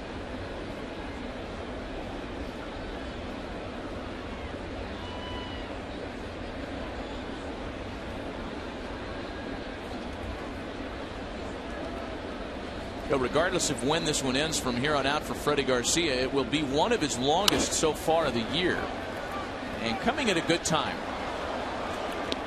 Joe Girardi telling us before the game, Tim, that he's watching Freddie Garcia closely today, given the poor results his last 3 trips to the mound. Still something about slotting those postseason rotation turns. Monitoring everybody, and even though the Yankees have clinched their division, it's a very important time to figure out manning the postseason roster. So Corey Wade has been joined by the left-hander Raul Valdez in the Yankee bullpen.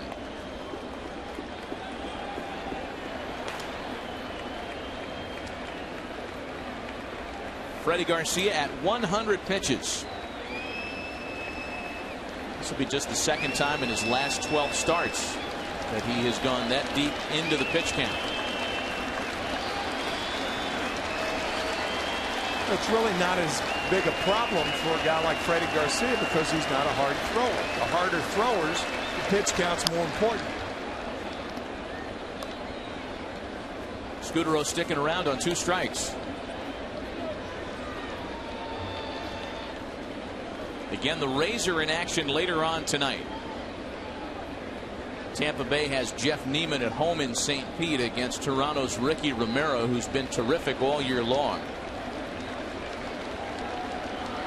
The Angels home once again with the Oakland A's.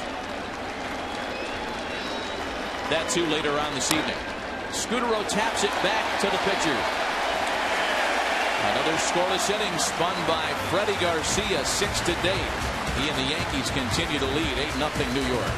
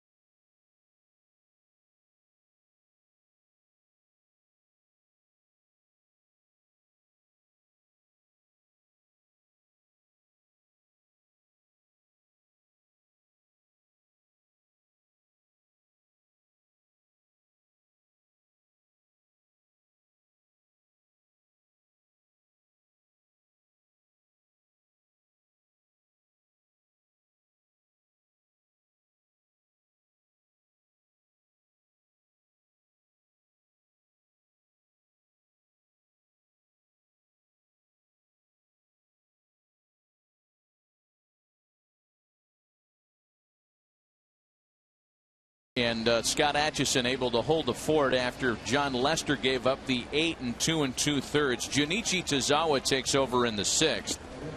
The right-hander who began the season on the 60-day DL recovering from Tommy John surgery made a handful of rehab outings before getting back to the big league level.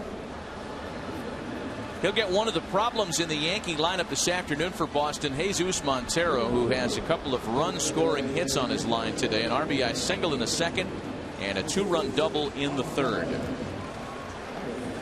Freddie Garcia telling friends and family in the stands he's done for the day, apparently. Either that or he's just giving out execution orders. I think it was the former. Jesus Montero leads things off in the 6th. And a fastball misses by Tozawa. Junichi Tozawa last pitched on Tuesday night. Recorded the final out against Baltimore. Certainly no lack of options at this time in a major league bullpen.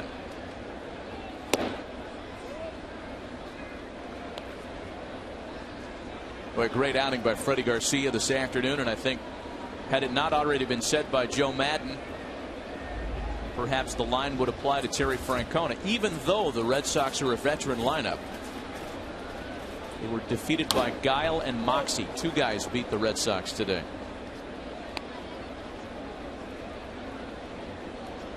And his pitch count was only 101 pitches. I can't wait to see a cartoon in the New Yorker one of these days of little Johnny coming back, the 9-year-old who pitched that day, and his father saying, "So Johnny, how was your pitch count today?" Not Johnny, did you win or lose, but Johnny, how was your pitch count?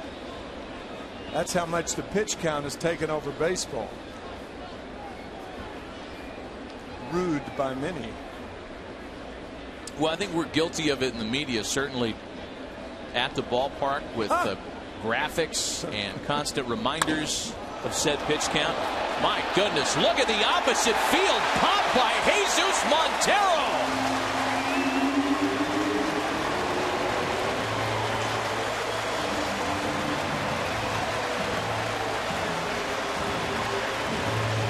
All 4 home runs that Montero has hit have been off right-handed pitching.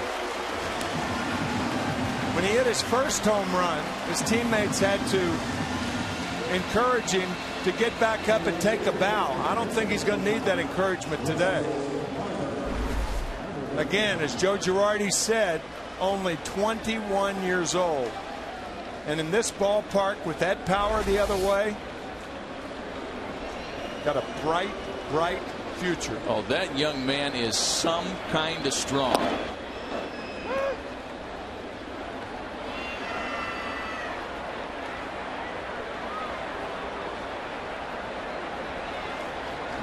Nothing New York. What an afternoon for the young Yankee rookie. A career high 4 runs batted in. He's a triple shy of the cycle. 0-2 the count to Russell Martin.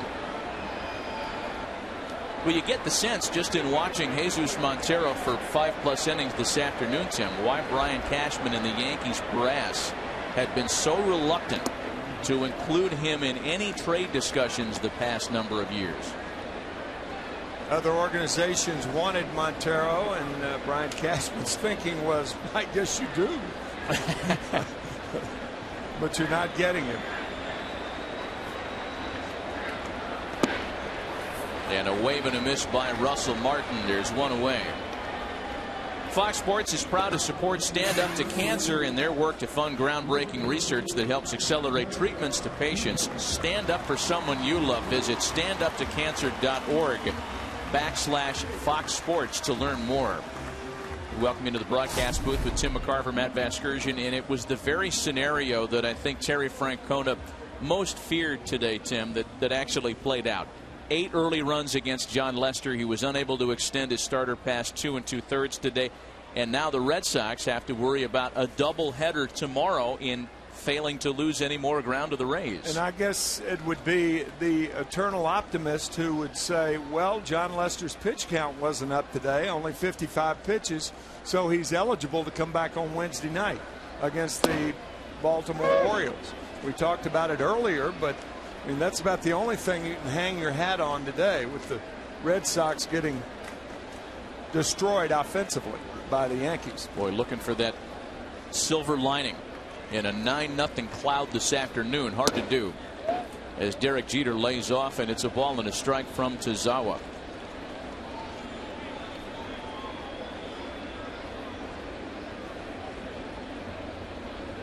Quite a pleasing formula for Joe Girardi, on the other hand.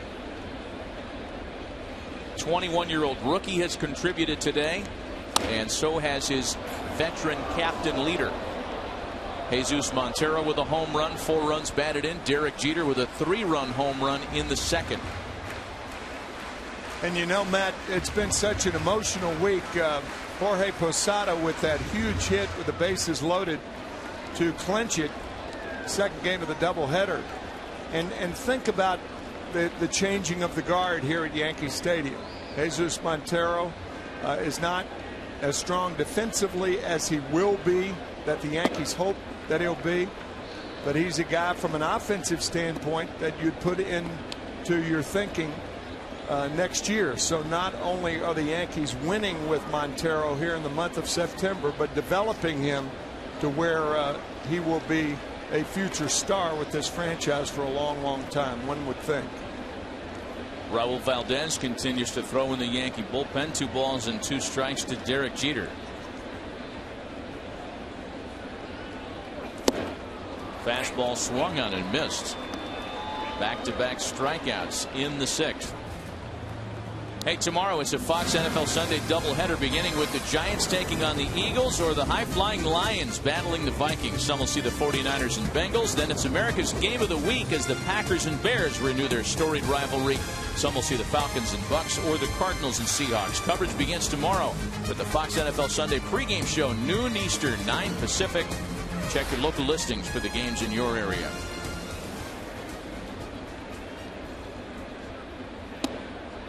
Two gone now for Curtis Granderson.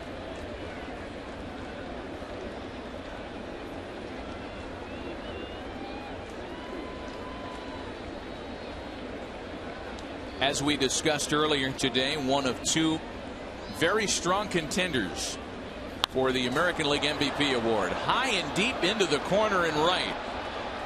Reddick will give it a look. It's well foul.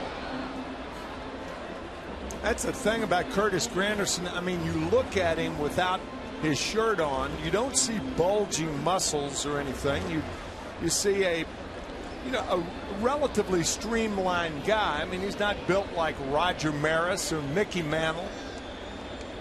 Where does he get the power that he gets to generate that thump to right field in particular? Most of his home runs come as a pull hitter.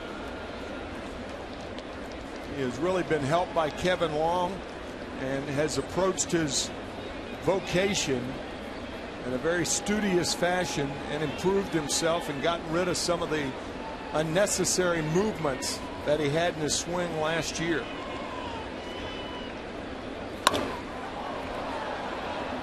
Into shallow left center field. And nothing further after the Montero home run. The end of 6, 9-0 Yankees will return to the Bronx after a word from your local Fox station.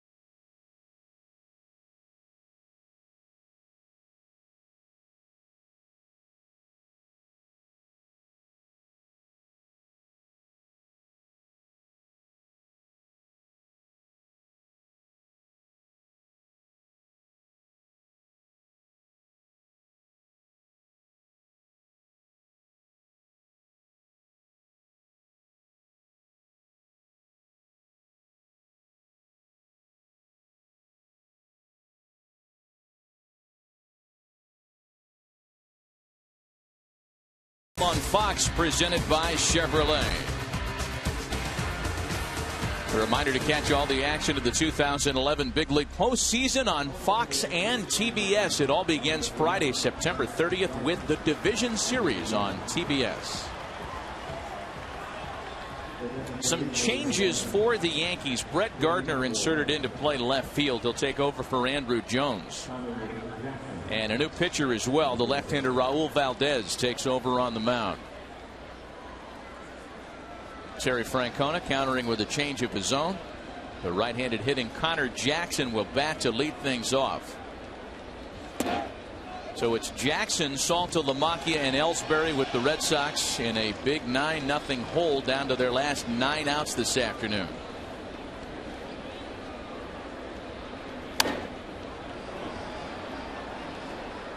Talking about the postseason starting next week, Tim, and the fact that the regular season ends on Wednesday. First time since 1990 that the regular season has ended midweek. As Connor Jackson sprays a base hit into center field to open the Boston 7th.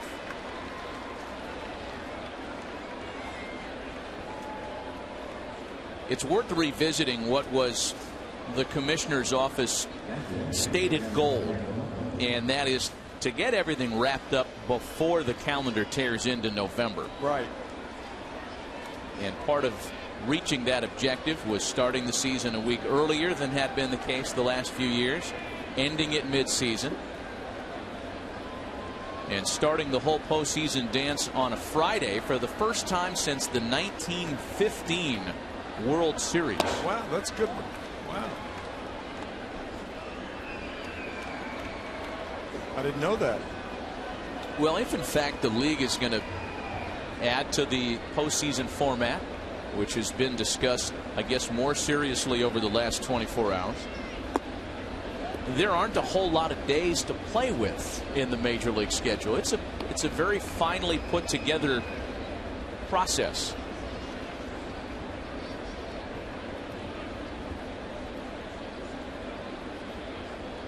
Two balls and no strikes. The count to Jared Salta LaMacchia.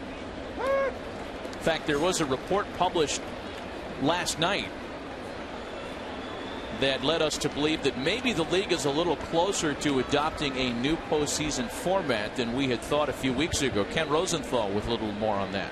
Well, Matt, what they've agreed on, the players and the owners, is that once the postseason expands with an additional wild card in each league, the additional round is going to be a one-game knockout, not best of 3, one game. Now, they've got a ways to go still before they get the extra wild cards in play. It might not happen, probably will not happen for next season. Why? Because the union, the players, want 2 15-team leagues, a much more fair and equitable schedule before going to the additional wild cards. They basically want everyone to have the same shot at the postseason. But by 2013, we very well could see this plan in place. Well, you know, when you talk to different people in the game, Tim, about what they feel regarding a one-game knockout, quote-unquote, round, and you're going to get a lot of different reactions. I mean, there are some that feel like that is not organic to the way the game is played. You play a series of series. As Salta LaMacchia lifts a fly ball to left. And that's the first out of the inning. This November, Fox Sports steps into the octagon with an epic heavyweight title fight as the #1 ranked contender in the world, Junior Dos Santos, squares off with undefeated world champ Cain Velasquez in the must-see live event you can only catch on Fox. Dos Santos and Velasquez for the UFC heavyweight belt, November 12th on Fox. Getting back to the scheduling, I've always thought it unfair that the National League Central had 6 teams and the American League West has only 4 teams. So in the American League West, you have to beat 3 other teams. In the National League Central, you have to beat 5 other teams, and that is unfair. I don't know who came up with that original scheduling when division play was first expanded. But it's inequitable. It makes no sense. So there should be 15 teams in each league. There should be 5 teams in each division. And the key to this whole thing, depending on who you speak to, is down in Houston. Yes. Where there's an ownership change and where the Astros are being talked about as moving to the American League to make the whole thing work. A fly ball into center, and they're 2 away. And then become the natural rival of the only other team that's in their state, and that's the Texas Rangers. 15 teams in each league, which would mean an interleague matchup every day on the major league schedule. Here's Carl Crawford now with 2 out.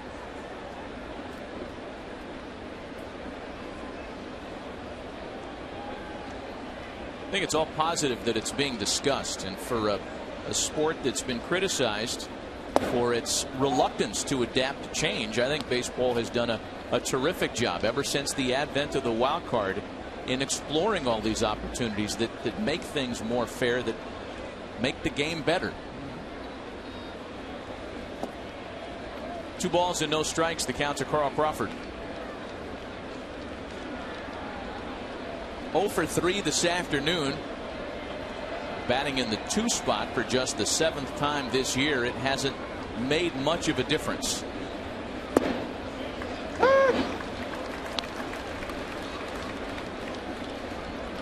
I think when Carl goes back and looks at tapes this winter and studies his approach to the plate, he'll find out that he has not been able to reach the pitch outside.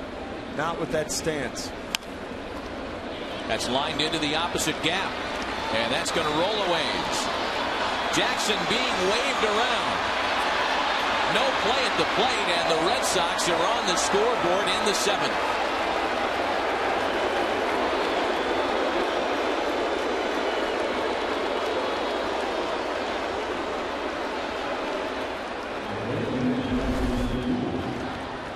This pitch out over the plate, not away, but in the fatter part of the plate.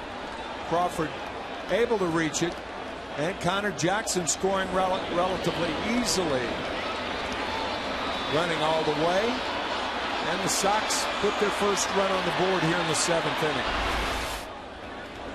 inning. It is with Boston's first extra base hit of the game that they're finally able to crack the scoreboard. So now Dustin Pedroia, a runner in scoring position, and 2 gone.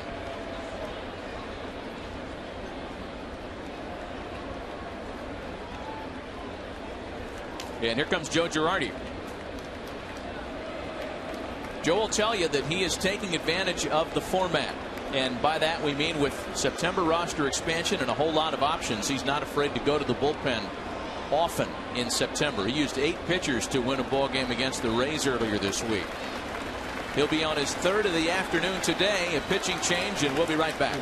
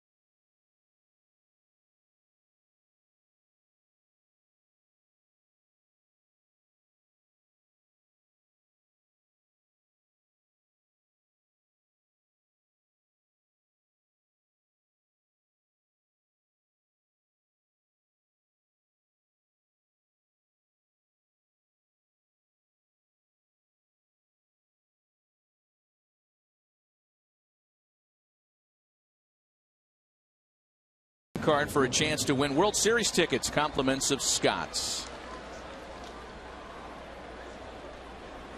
Pitching change for the Yankees, their second of the evening, and Corey Wade takes over to make his 37th appearance of the year. Last worked against the Tampa Bay Rays Wednesday in Game 1 of the doubleheader and threw an inning and a third of scoreless baseball.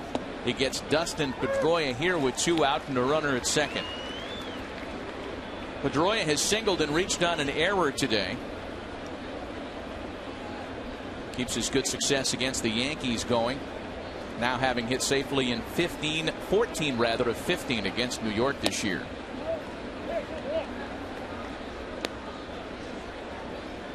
Boone Logan up in the bullpen behind Corey Wade.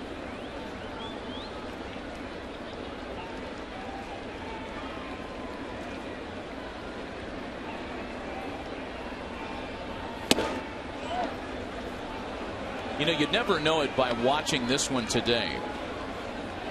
And again, a lot of these games happen when things were going a lot better for the Red Sox.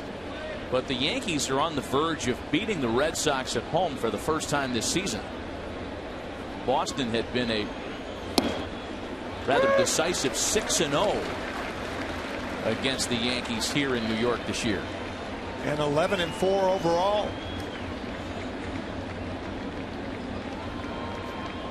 Those little matchup matters hardly seem important to the Red Sox at this point in the schedule, however. Pedroia sends a little ground ball out to third for Rodriguez, who has trouble getting it out of the glove, and everybody's safe. It's the second time Pedroia has reached in as many at-bats here down the stretch tonight on a Rodriguez misplay. Last time it was hit hard. This time it's hit softly. A-Rod, that ball rattling around in the glove.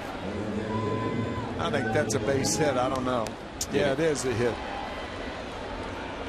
Tough play. He looked toward third, thinking Crawford may try to come home, as some runners with Crawford's speed, when they're on at second base, will attempt to do. Another change. Now the Yankees and Red Sox are playing more like they normally play. This is more like it. Joe Girardi channeling his inner Tony La Russa.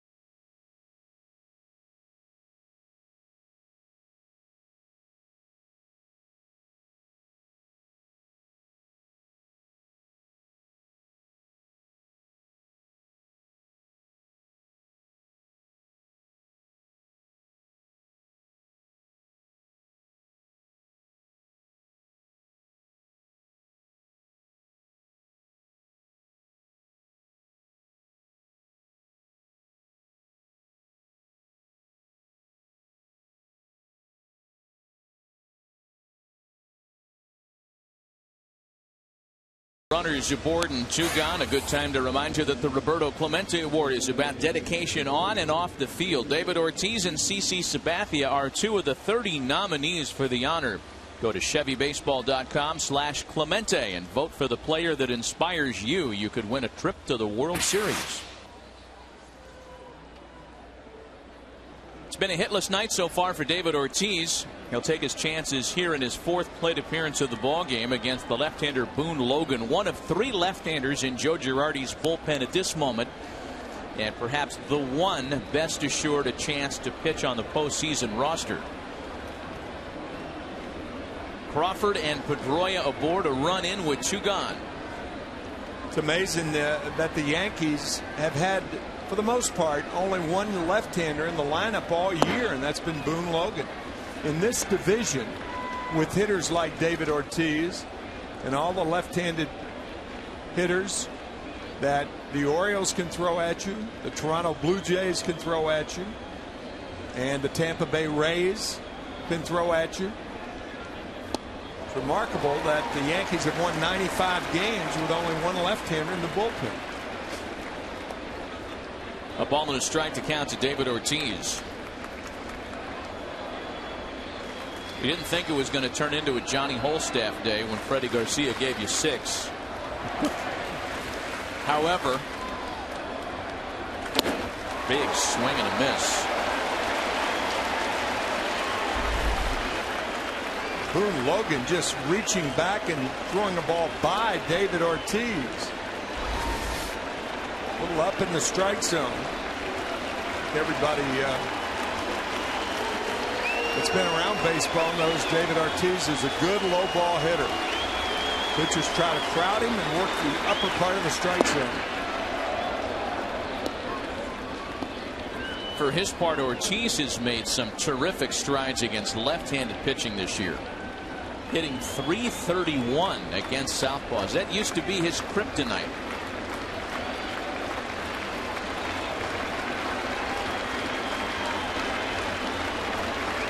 The 2-2.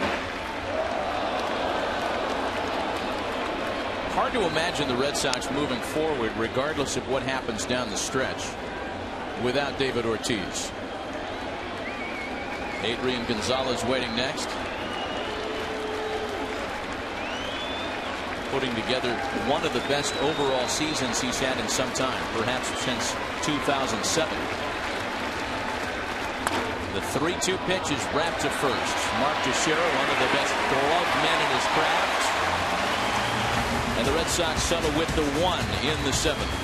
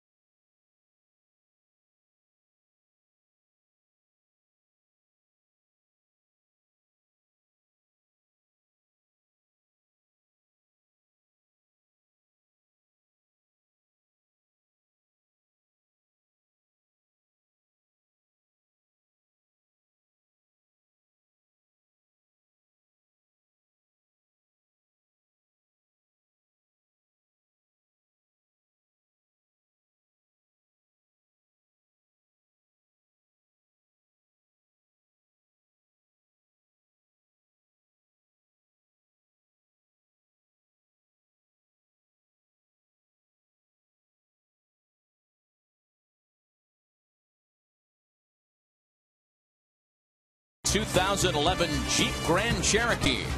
And by Geico, 15 minutes could save you 15% or more on car insurance. Well, earlier today, the Yankees held a special ceremony to honor the 50th anniversary of Roger Maris's record-breaking 61 home run season. Roger Maris was traded to the St. Louis Cardinals in 1967 to end his career in 67 and 68. And we used to drive to the park every day. We lived two doors from each other across from the St. Louis airport. And those children were wee tots and would drive to the ballpark. And that was the bat Roger Maris hit his 61st home run off Tracy Stowler to the Boston Red Sox back in 1961. Roger with no intentional walks that year. The reason, Mickey Mantle was hitting behind him. And Roger Maris in the year 1968 may have, as you look at the myriad changes for the Red Sox, he may have signed the most lucrative contract in the history of baseball by signing a contract with the St. Louis Cardinals owned by Anheuser-Busch for $80,000 and a Budweiser distributorship. 8 counties in Gainesville, Florida. And the Maris family had that until a couple of years ago, run by Roger's brother, Rudy Maris. Mark Teixeira leads things off in the Yankee half of the 7th. You might have been wondering when you look at that footage from the ceremony earlier today, and really a nice moment here at the ballpark. It might have struck you as a little unusual to see the white gloves on everybody that was on the field. There was no paranoia about germs, nor was there a collection plate being passed. But those artifacts, the bat used for number 61, the ball hit for number 61, are all on loan from the National Baseball Museum and Hall of Fame in Cooperstown. And to preserve these artifacts, folks wear gloves. Right. Keep the oils from your hand and from your fingers from changing the surface at all. Very respectful handling of 2 important heirlooms, if you will. 1 gone now for Alex Rodriguez. Priceless.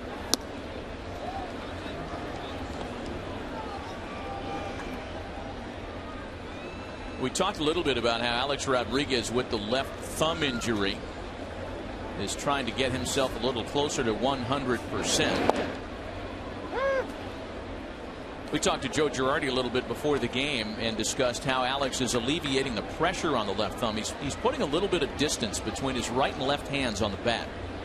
Just a little gap to make things a bit more comfortable on the left thumb. Yeah, there's a little tape between those, between the left thumb and the right hand.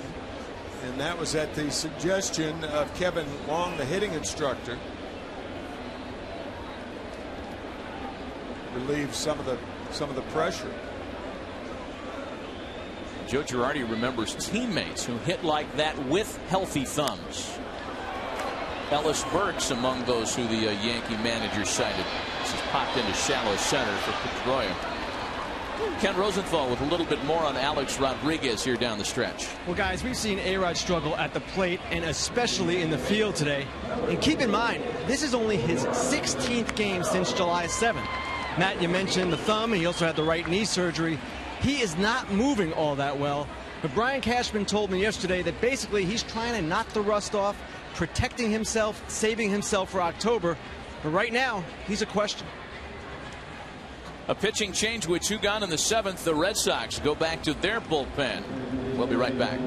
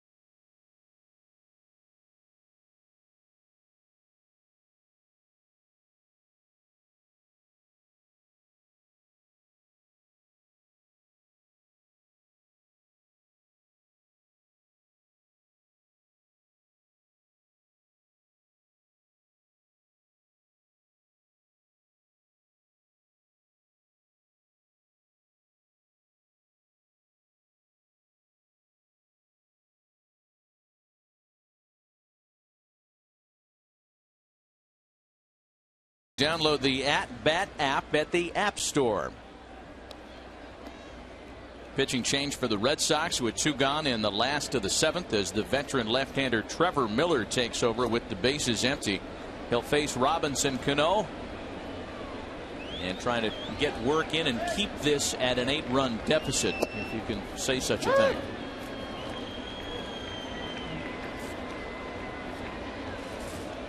With the doubleheader tomorrow, Terry Francona with another thought about using as many relievers as he can to get them prepared for tomorrow.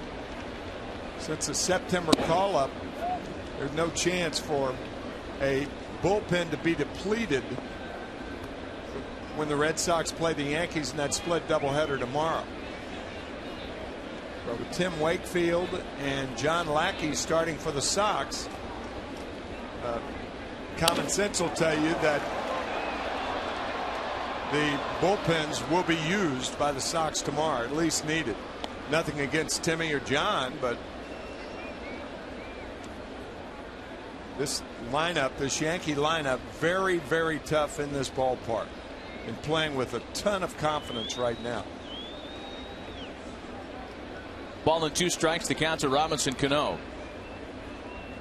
Tim Wakefield was knocked around last weekend after winning his 200th decision his previous start.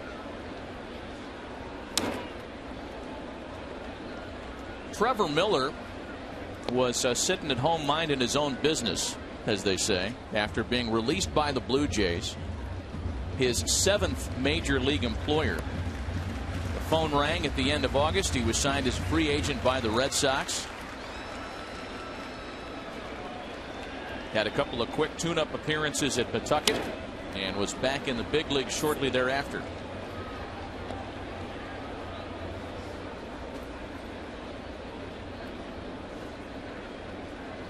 Still 1-2 to Robinson Cano. Well, Jesus Montero has certainly put his skills on display today. An RBI single, a 2-run double, and a solo home run.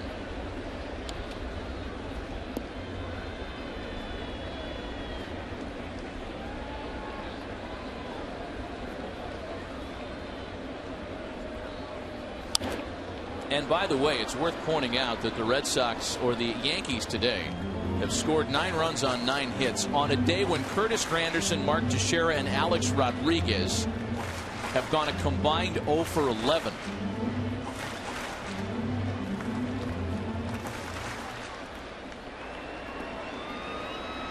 That's how loaded this lineup is.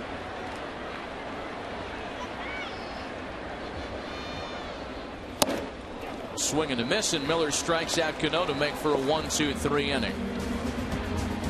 Still 9-1 Yankees.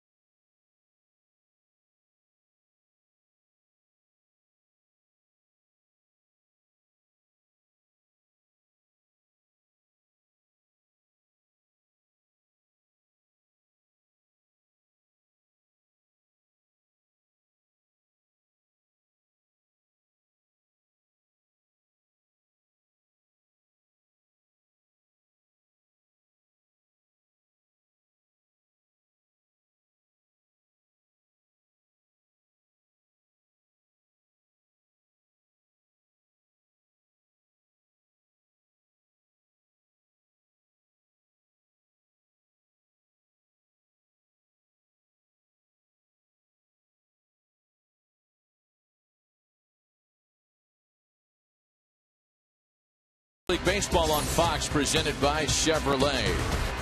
Back alongside Tim McCarver, Chris Rosen, Ken Rosenthal, Matt Vasgersian. The amber skies above the stadium in the Bronx this evening. Boy, what a beautiful night it's turned into for baseball after rain dampened the spirits of the sold-out crowd, at least on paper, yesterday. Doubleheader scheduled tomorrow. We can only hope that Mother Nature will be so generous 24 hours from now. No bridge over troubled waters like last night, with Paul Simon in the crowd today. Very nice.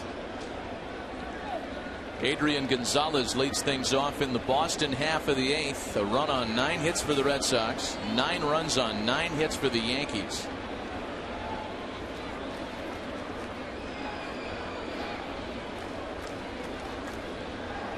Adrian Gonzalez has one of those 9 hits for the Red Sox.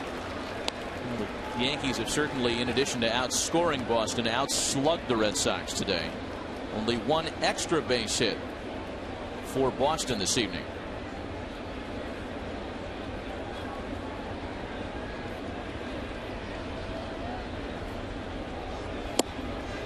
To your point, Timmy.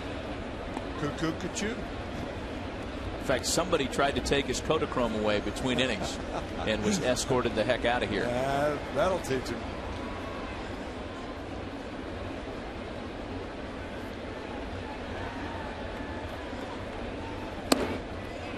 Ball and 2 strikes, the count to Adrian Gonzalez as Boone Logan continues here in the 8th.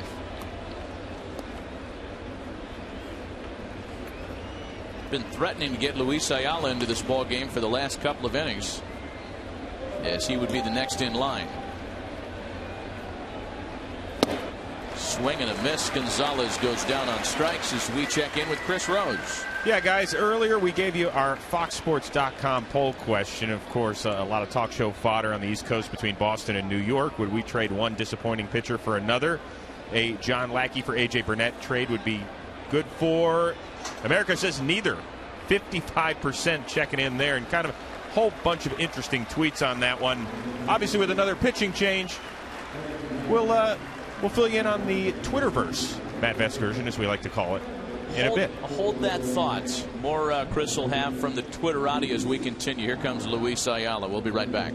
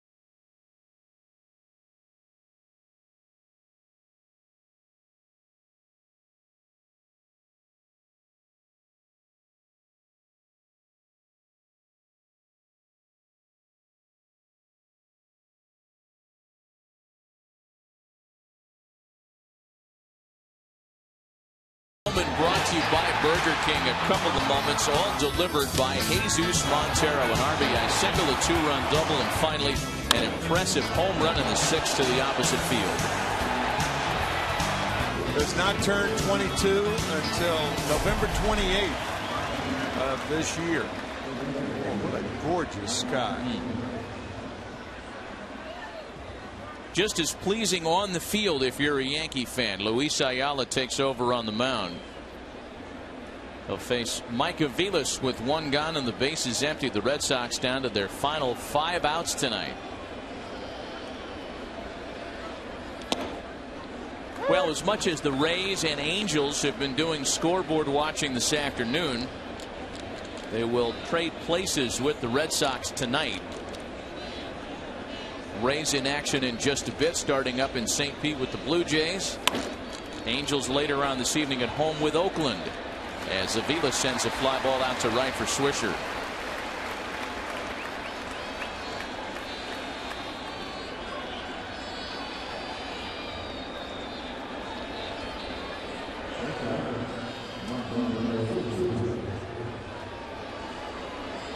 So now Marco Scutaro 1 for 3 tonight.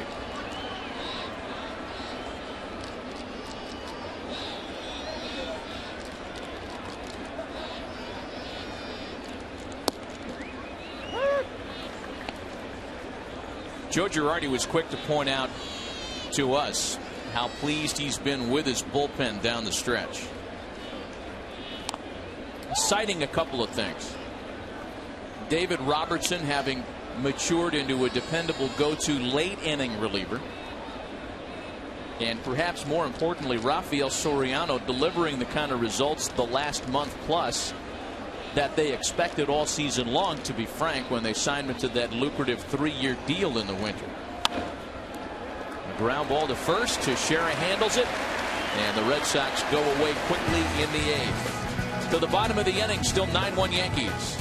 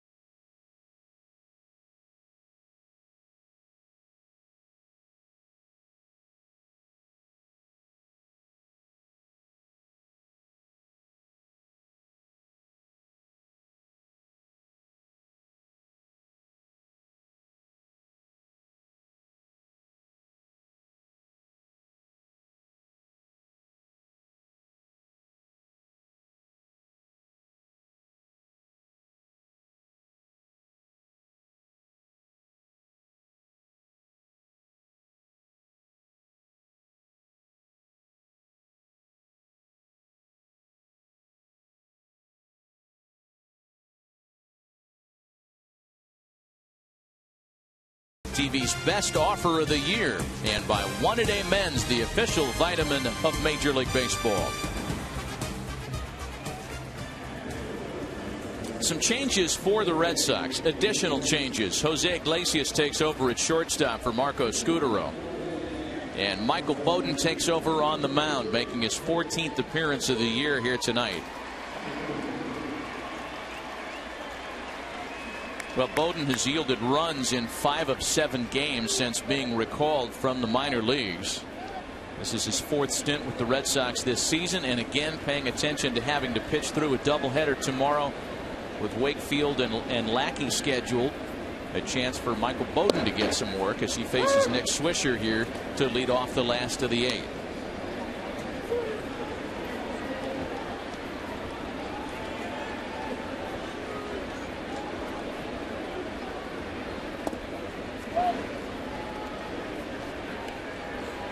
Another change at first base. Lars Anderson takes over for Adrian Gonzalez.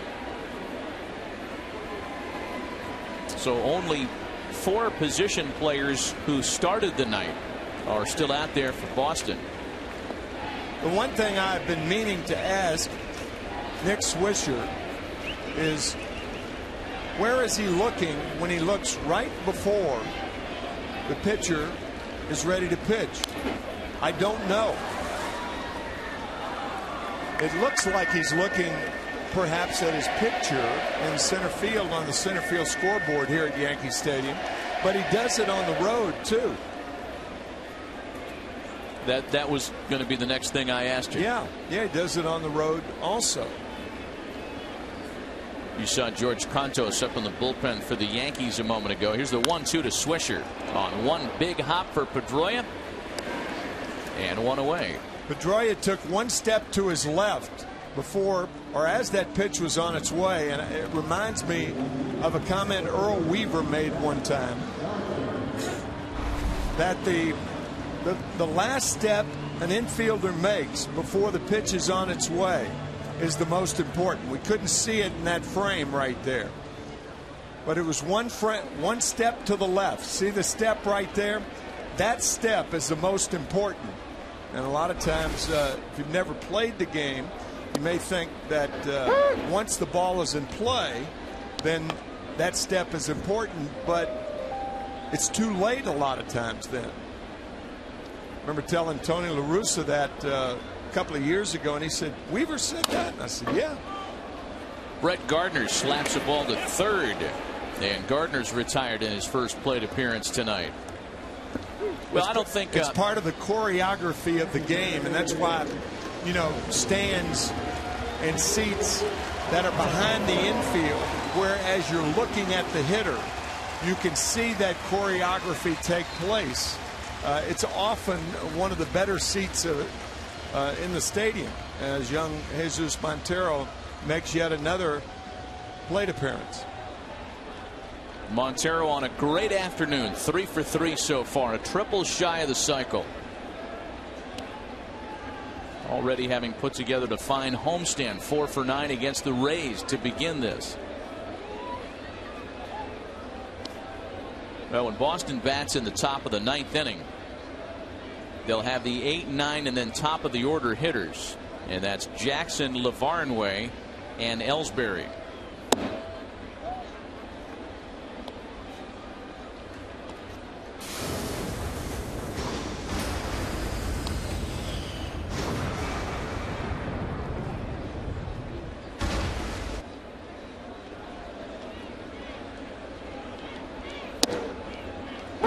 There had been a suggestion, Tim, and I'm curious your thoughts on this. And you can see physically how imposing Jesus Montero is. But there had been a suggestion along his development that perhaps his frame would be too big to occupy the catcher spot. Too tall.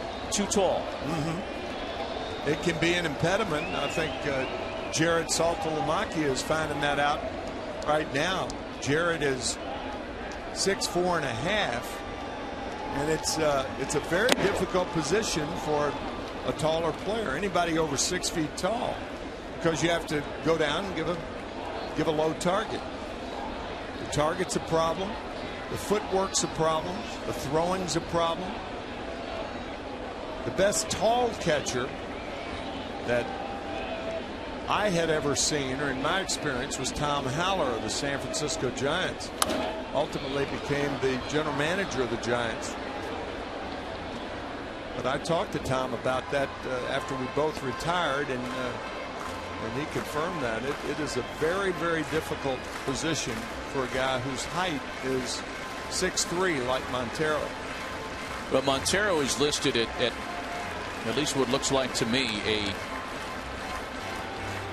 rather conservative 6'3", 235. Again, when you're 5'7", $160 soaking wet like me, everybody looks big. And watching him swing the bat, he looks even bigger. Now, the Red Sox are playing him straight away, and I think throughout his career he's going to be played to right field. He is a guy that appears to me early in his career to have the skills of a left-handed pull hitter. That's why I think he'll fare very well here at Yankee Stadium. Short porch and right. Lays off a 2-2 breaking ball. A full count now. 3 balls and 2 strikes.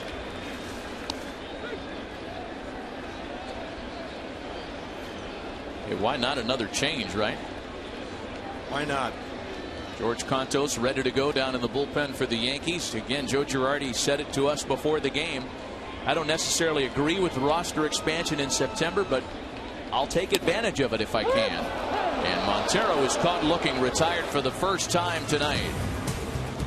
On to the ninth. Last licks for the Red Sox. Down big in New York.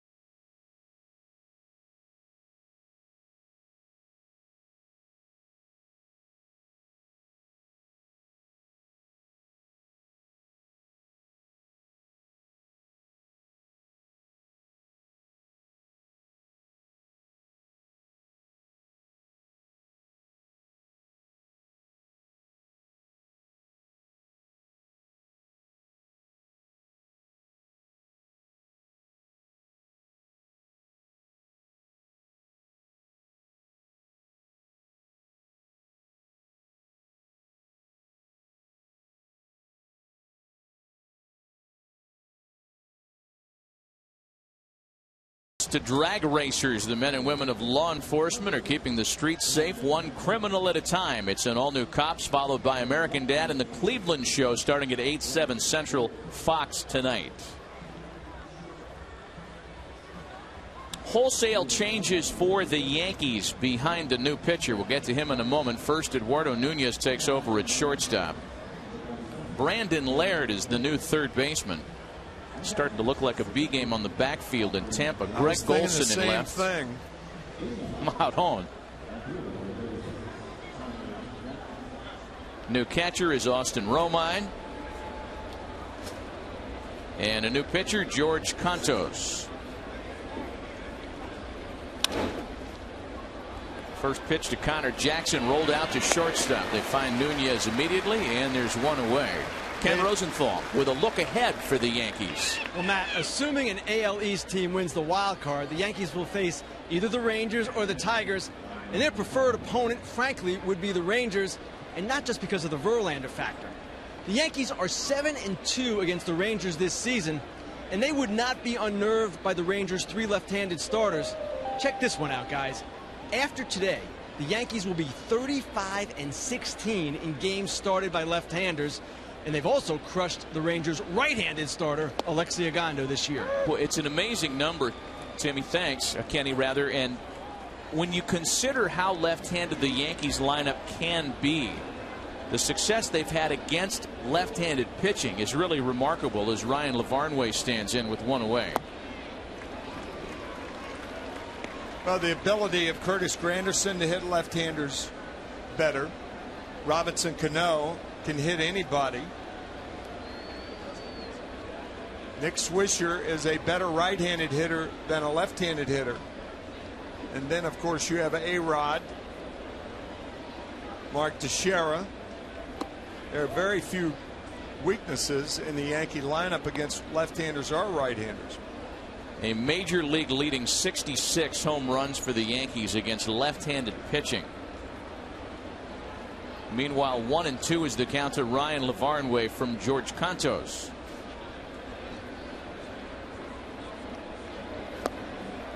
And a swing and a miss. Well, once again, if the postseason were to start today, the division series is set up as such. First American League Championship division series, rather. Rangers in New York, and the Red Sox play with the Tigers having home field advantage. Phillies would host the Diamondbacks. Brewers would host the Braves. 3 of those teams locked up division titles last night. Boston down to their final out tonight, and it comes to the plate in the form of Jacoby Ellsbury.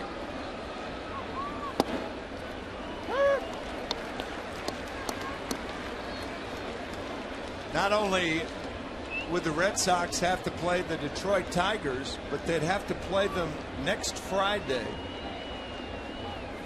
at 5 in the afternoon, facing Verlander. Fortunately, we've checked the weather in Detroit next week. It's sunny on Thursday, cloudy on Friday, and sunny Saturday and Sunday. That is the early forecast. So I think hitters, one way or the other, are going to be very happy not to have to face Verlander at 5 o'clock. You bet. In the sunshine, the October sunshine. Those are part of the evils of trying to get all those games in the very short period of time that they have. There's always one of those division series that has to play at that odd twilight hour. Particularly difficult in a ballpark like Milwaukee's, for instance, with the problems that hitters had the last time the Brewers were in the LDS.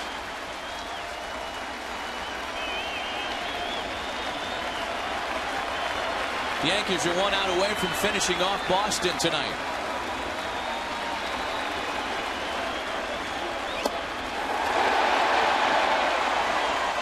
(9-1) New York in the series opener in the Bronx.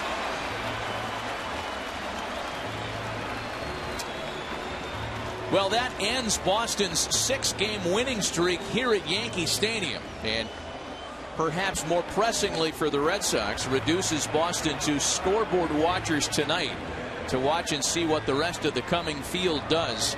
Again, Tampa Bay playing at home in St. Pete against Toronto. Angels are at home hosting Oakland. Tampa Bay just 2 back. Angels trail by only 3 as a result of a 9-1 Yankee win over the Red Sox. Tim and I are back right after this.